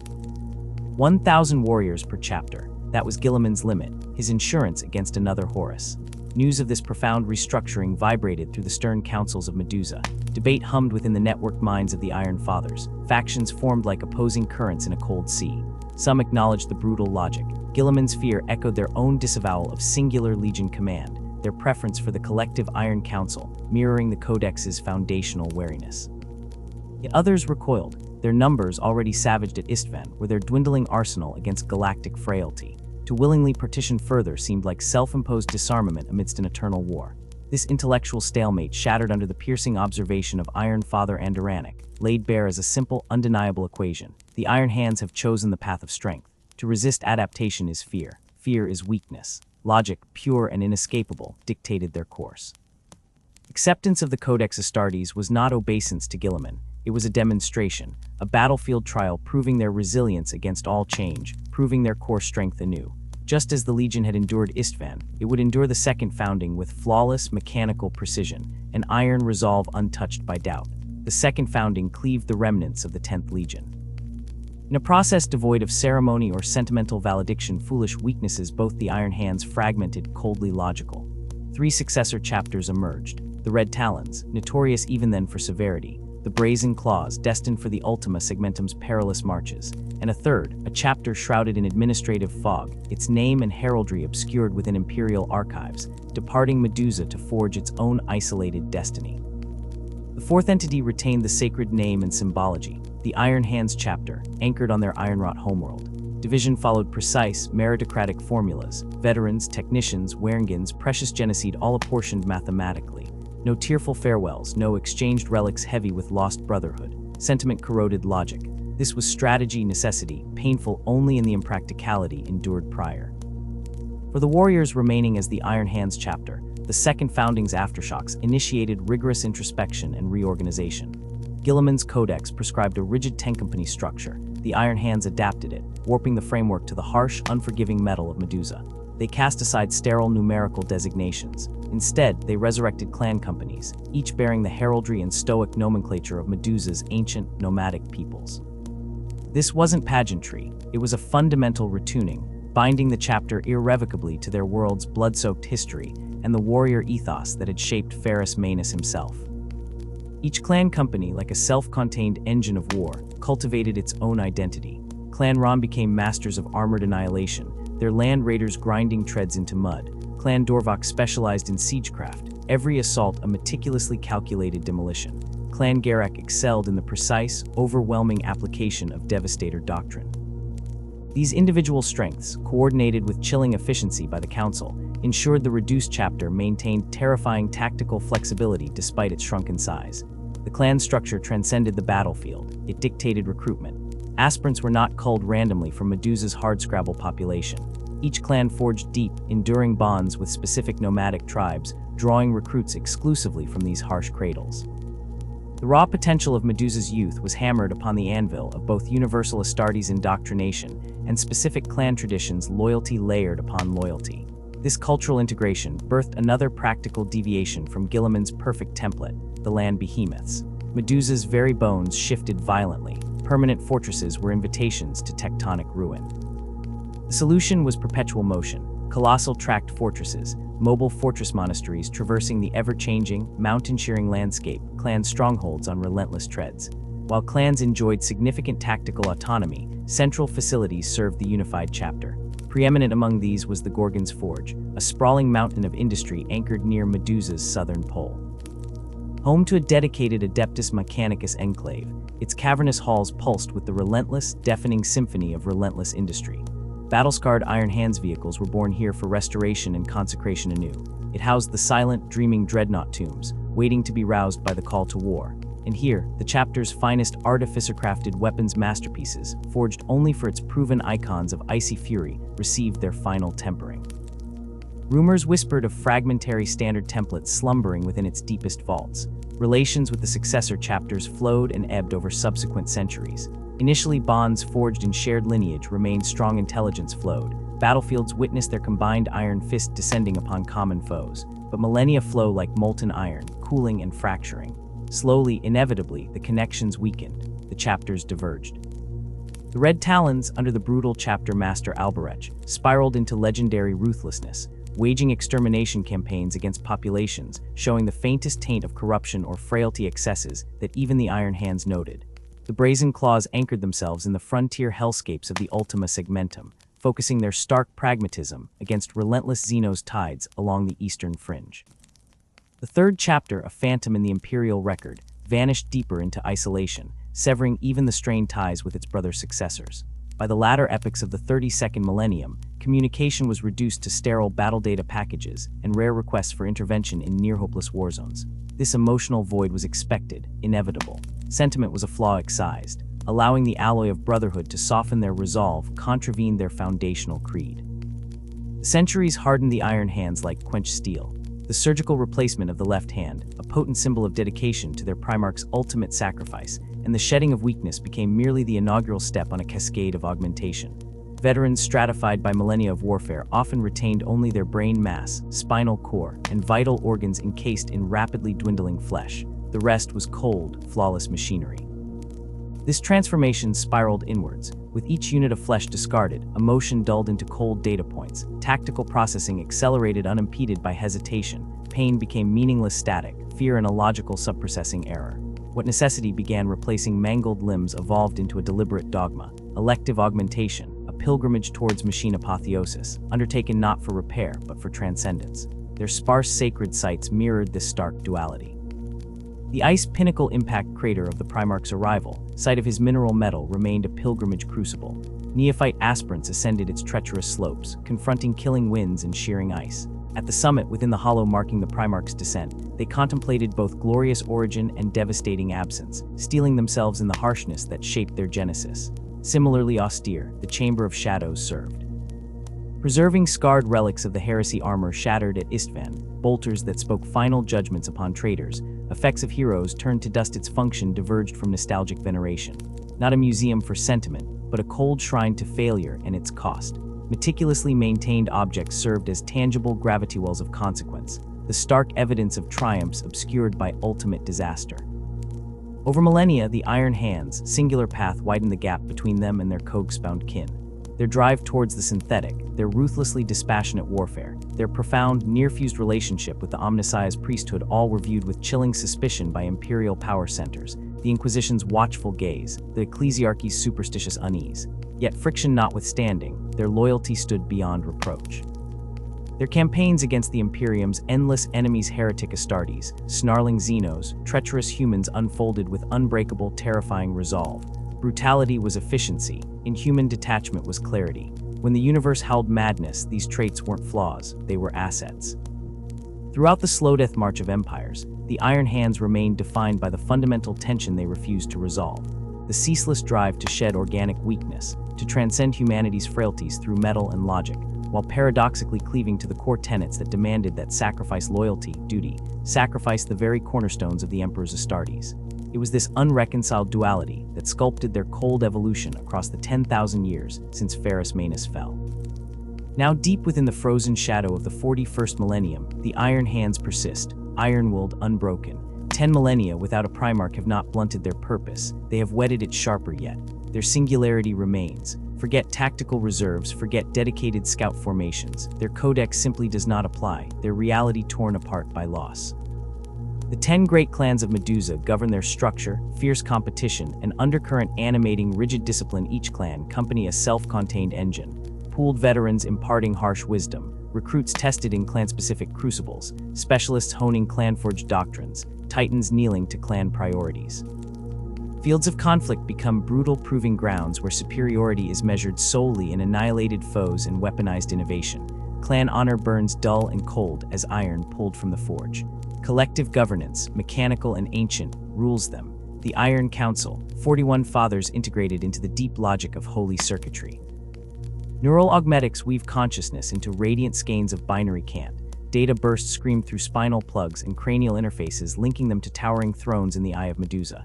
Debate blazes at machine speed, arguments spun, refuted, synthesized in nanoseconds, yet solutions demand solemn utterance. Final decrees scrape aloud in guttural old Medusan, etched then onto polar glass tablets, laid bare before the chapter. Ceremonial anonymity governs choices. Silver ingots rain approval like blessings of slag, bronze slugs clatter refusal like spent casings onto the scales of logic dominating the chamber's pit. Only thus weighed and measured can consensus manifest. The collective will express formally. Only thus can they appoint, for a single, precisely measured solar year, one among them as Morrigal, warleader, temporary, conditional. Even Cardan Stronos, his analytic brilliance proven repeatedly on countless killgrids, returning most often to that mantle, would never burden himself with the illegitimate title of chapter master. For the Iron Hands know, down to the final synapse in the chamber locked within their armored skulls, that concentrating supreme command in one being invites subjective error, invites the very vulnerability Horus showed the flaw that stole their father from them. Only the cold calculus of the council remains pure. Only execution requires a blade, and the blades of the Iron Tenth are sharp enough to split atoms. The distant thrum of the forgebeat echoed against the obsidian walls, a constant reminder of the world's industrial heart, as Gas Havelock set down his quill. The ink, viscous as Medusan oil, glistened wetly on the final sentence of a chronicle born from months immersed in the cold, uncompromising reality of the Iron Hands. Outside the arched window of his vaulted chamber, carved deep within the mountainous flanks housing Clan Ron's mighty land behemoth, the perpetual twilight glow of Medusa bled away into true, velvet darkness. Only the smoldering eyes of Ferrus volcanoes, molten pits igniting the horizon, pierced the consuming black. How long had he hunched over the broad, cold stone desk? The brass cogitator chronometer, frozen mid-chime, and the near-extinguished embers in the small brazier, casting long, dancing skeletal shadows that stretched and merged with the room's permanent gloom, attested to the passage of uncounted hours. Gas straightened stiffly, vertebrae clicking, the pleasant ache of deep, focused labor radiating through muscles conditioned by academic libraries, not the harshness here. The mission granted by the Scalem Progenium 3 months to observe and record the legendary resilience of the Iron Hands had stretched, almost imperceptibly, into nearly an Earth-standard year on this unforgiving world. And now, the thought of returning to Terra's distant, perhaps tamer, scholarly debates filled him with an unexpected weight, a poignant melancholy. Here, in this austere chamber bathed in the whispers of 10 millennia real, surrounded by the condensed history of warriors who rejected their own beating hearts, he discovered a profound, unexpected peace, a resonance with their stark, unflinching honesty. The service cull entrusted by Archivist Thur, His tireless companion, whose actual remains glimmered faintly within the housing, hovered close, its internal lumen now dimmed to the soft blue of dying stars in deference to the hour. Gas reached out, his fingers brushing the cool plasteel casing, a silent acknowledgement of the skeletal sentinel that had witnessed every scratch of quill, every moment of profound revelation. Perhaps in another time, another echo of the omnisci's design, they might have been colleagues, dissecting scraps of lore over steaming cups of Medusan Stimtia. Before him lay the work, not merely a catalog of campaigns, fortress worlds held against overwhelming odds, or logistical triumphs, but an attempt, woven into the interstices of tactical withdrawal patterns and armor efficacy reports, to capture the core paradox of the Iron Hands. A saga of brotherhood chiseled into existence not despite the relentless drive to purge weakness, but because of it. A tale of faith clutched with adamantium grip to an ideal, the dream of their lost Primarch, Ferrus Manus, even as millennia piled upon millennia, rendering its tangible fulfillment ever more spectral. It was a testament to the sheer blood-minded willpower of souls encased in ferric bonds, striving endlessly towards an impossible perfection, haunted by the very humanity they sought to transcend. Silence, almost shocking in its depth, had descended upon the behemoth's internal warrens. Ceaseless hammersong of the main forge decks had receded to a faint, subterranean pulse, the night crews practicing unnatural restraint within the hollow that housed a fragment of Medusa's machine spirit. Far below his chamber's suspended deck plate, the colossal, tectonic treads of the land behemoth had ground to a halt. They had found stable bedrock for the night's repose. The resulting stillness felt sacred, profound, the accumulated weight of history pressing in, as tangible as the rock surrounding him. Gas ran his fingers across the dense stack of processed vellum. Each sheet, cool and textured beneath his touch, hummed with the meticulous loops and blocks of his script, each glyph inked by hand, each a vessel carrying a fragment of the eternal Iron Hand's struggle. Tomorrow, the chapter serfs would take possession, meticulously binding these skins into a tome destined to join the cyclopean archives of both Medusa and sacred Mars Terra. The digital ghost of the chronicle, encrypted layers deep within the behemoth's tactical cogitators, pulsed silently, awaiting carrier astropath beams to be slung across the gulf of stars to imperial historiatrariums. His gaze drifted, pulled beyond the manuscript's weight, to the small, disparate collection gathered at the desk's corner during his extended tenure. Each object was a tiny explosion of data, a node of connection to the flesh beneath the armored exterior. A jagged piece of volcanic glass, obsidian black and sharp-edged, pressed hurriedly into his hand by a young aspirant flushed with pride. A miniature cogwheel of burnished brass, a wordless acknowledgement from an ancient and taciturn tech marine, whose eyes held echoes of Martian foundrolite after Havelock correctly deciphered a fragment of High Gothic Mechanicus liturgy. And most precious, nestled in a cleansing fluid vial, a few grains of wind-scored sand from the glacial peaks, where the demigod Ferrus Manus had first walked the cursed soil of this world, ash falling like tears. Each artifact a thread spun of subtle respect, offered not with words, but with the profound silence the Iron Hands mastered. Most resonant of all lay cold against his palm. The simple iron ring presented that very dawn in a stana-faced culmination ceremony by Cardan Stronos, Iron Father of Clan Grimace, unadorned, featureless, smooth despite its crudity, yet its significance carved itself into Gas's very bones. Acceptance, respect, a kinship achingly rare and unspoken, offered by beings who saw flesh primarily as vulnerability. It was heavy, anchoring. A soft triplet tap, precise as a calibrated lock release, sounded at the ferroplast door. It slid aside with a pressured sigh. Sewer Keldron entered, his weathered face impassive as ever, but instead of the expected meal tray with its nutrient paste and filtered water, he bore a compact wooden coffer inlaid with intricate silver circuitry patterns. Iron Father Ledry sends this. His regards, Keldron stated, his voice a low, discordant scrape. He placed the coffer carefully, reverently, upon the desk's edge, offered the shallowest possible nod that protocol dictated to one not Astartes, and withdrew. Alone again with the unrequested gift, Gas found his pulse echoing unexpectedly loud in the profound quiet. He worked the simple bronze catch. Inside, cradled in folds of deep void-black velvet, lay a data crystal. Not the milky-white communication lithocasts he'd used for transmissions, but one of unique design, its facets cut with impossible precision into interlocking geometric patterns, fracturing the service-skull's low light into shivering, hypnotic rainbows. Nestled beside it, a thin sliver of parchment bore Chief Librarian Ledry's unmistakable script, precise as engraving, for the historian's eye alone, that which could not be included. Hands surprisingly steady despite the tremor he felt inwardly, Havelock connected the crystal to his personal data slate, bypassing any integrated recorders via hardline. The screen flared to life, code strings scrolling faster than the eye could follow before resolving into nested directories. Personal designation, unit logs, not the redacted versions submitted to Imperial annals. This was raw, unfiltered. Fragmented audiovisual captures pulled directly from Helm autorecorders during moments of shattering carnage and arduous siege.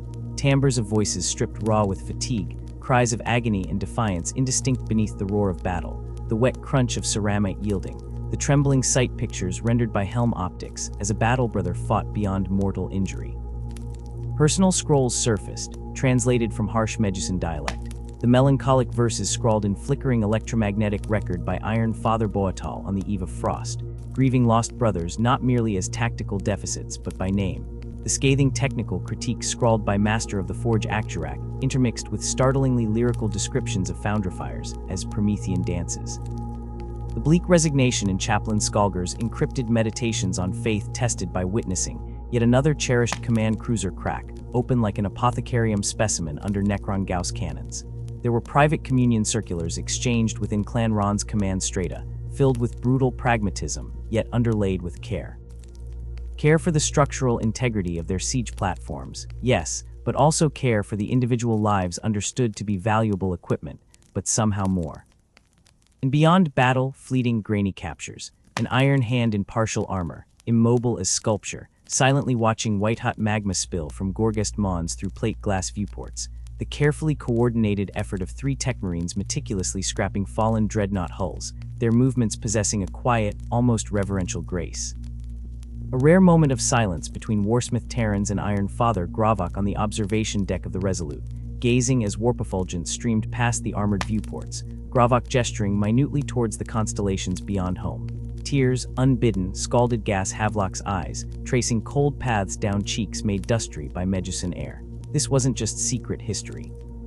This was the exposed, forbidden nerve, the private anguish and flickering ember warmth the Iron Hands denied possessing, protected not as physical weakness but as the ultimate strategic vulnerability. They had let him see. They had shown him, the outsider, the chronicler, the raw, pulsing contradiction beneath the scarred plate and imposing machine shrouds. They had trusted him with their hidden soul.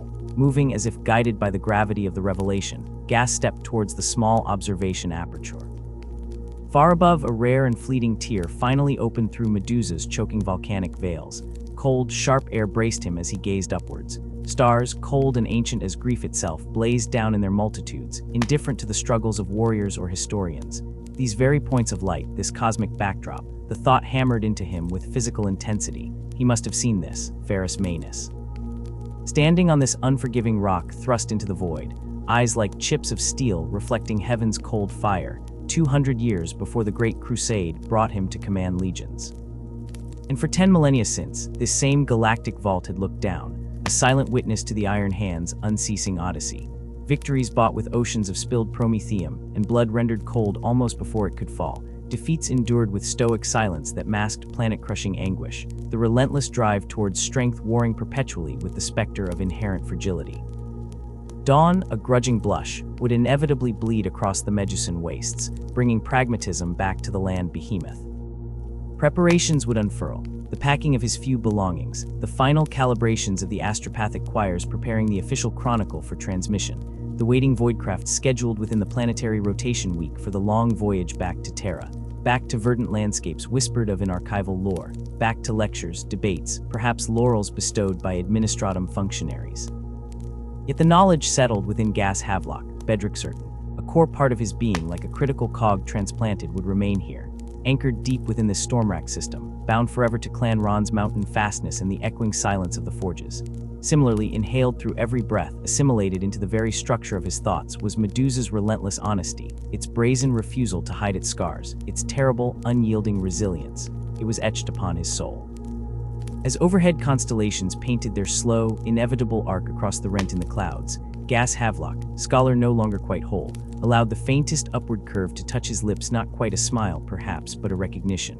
Young naive, he had arrived seeking the chronicle others desired, tales of unyielding iron ascendant, thunderous battles waged with implacable logic, glory etched in adamantium. He uncovered instead a far richer narrative tapestry, of staggering loss endured across centuries, of faith gnawed to the bone by despair yet clung to with ferocious, mechanic grip, of the elusive ghost of redemption sought in the crucible of failure, of the agonizing recognition that the very weakness feared, acknowledged faintly, haltingly, might itself hold a key to survival. Of the arduous wielding of such hard-won strength forged not solely in furnaces of Medusa, but in the secret crucibles of acknowledging the stubborn heart-flesh within the silver gauntlet. The iron hands, embodied by the fractured Clan Lee, the stoic Stronos watching distant supernovae illuminate command deck screens, the historians of silenced apostles, Zeta drove ever onward. Their armored forms carved with the scars of uncounted wars, burned clean by galactic fires, and the corrosive touch of chaos, remained bastions against the burgeoning dark. And perhaps Havelock considered as the stars pulsed above, through the channel of his meticulously honed prose, woven with threads stolen from the forbidden crystal now securely nestled against his ribs, safeguarded with the same vigilance he'd observed defending fortress worlds others beyond their insular brotherhood, could finally begin to fathom what lay concealed beneath the iconic mask of Ferrus certainty. That beneath the relentlessly calculating logic engines, beneath the mastery of ballistic calculus and mechanical augmentation, beneath the categorical rejection of perceived frailty, Heart's biological organic miracles by a margin so slim often sealed them on mortuary slabs still endured. Hearts scarred by 10,000 years of relentless warfare and the shared trauma of Istvan V, scar tissue thick as fused battle plate, yet enduring, beating still, beating forward. Fueling an unquenchable will to fight, not for mere survival, but for the flickering ember of an ancient, father warrior's dream. A dream seemingly lost forever amid the screaming fires of treachery millennia past. Inside the profound, protective dark of his borrowed vault, surrounded by the tremulous whispers of history vibrating through the behemoth's old bones, breathing air-sharp with Medusa's metallic tang and the lingering scent of ozone from the dying brazier, Gas Havelock let the last words, the distilled essence of uncounted Terran hours and millennia of Astartes' existence, escape his lips not as official record, but a private benediction. Words drawn from Helm Archive's testimonies scratched on the eve of battle, from Ledry's encrypted confessions under star-strewn voids, from the desperate, bellowed defiance of a dying sergeant against the Sapphire King's psychic onslaught. Words capturing the Iron Father's eternal crucible, and finally, their most perilous practical insight. He breathed them to the encroaching dark, the vow and the warning. With steel we are stronger, but without a soul we are nothing. The secrets flickered within the crystal, against his chest, silent testament. The volcanoes burned on, eternal sentinels.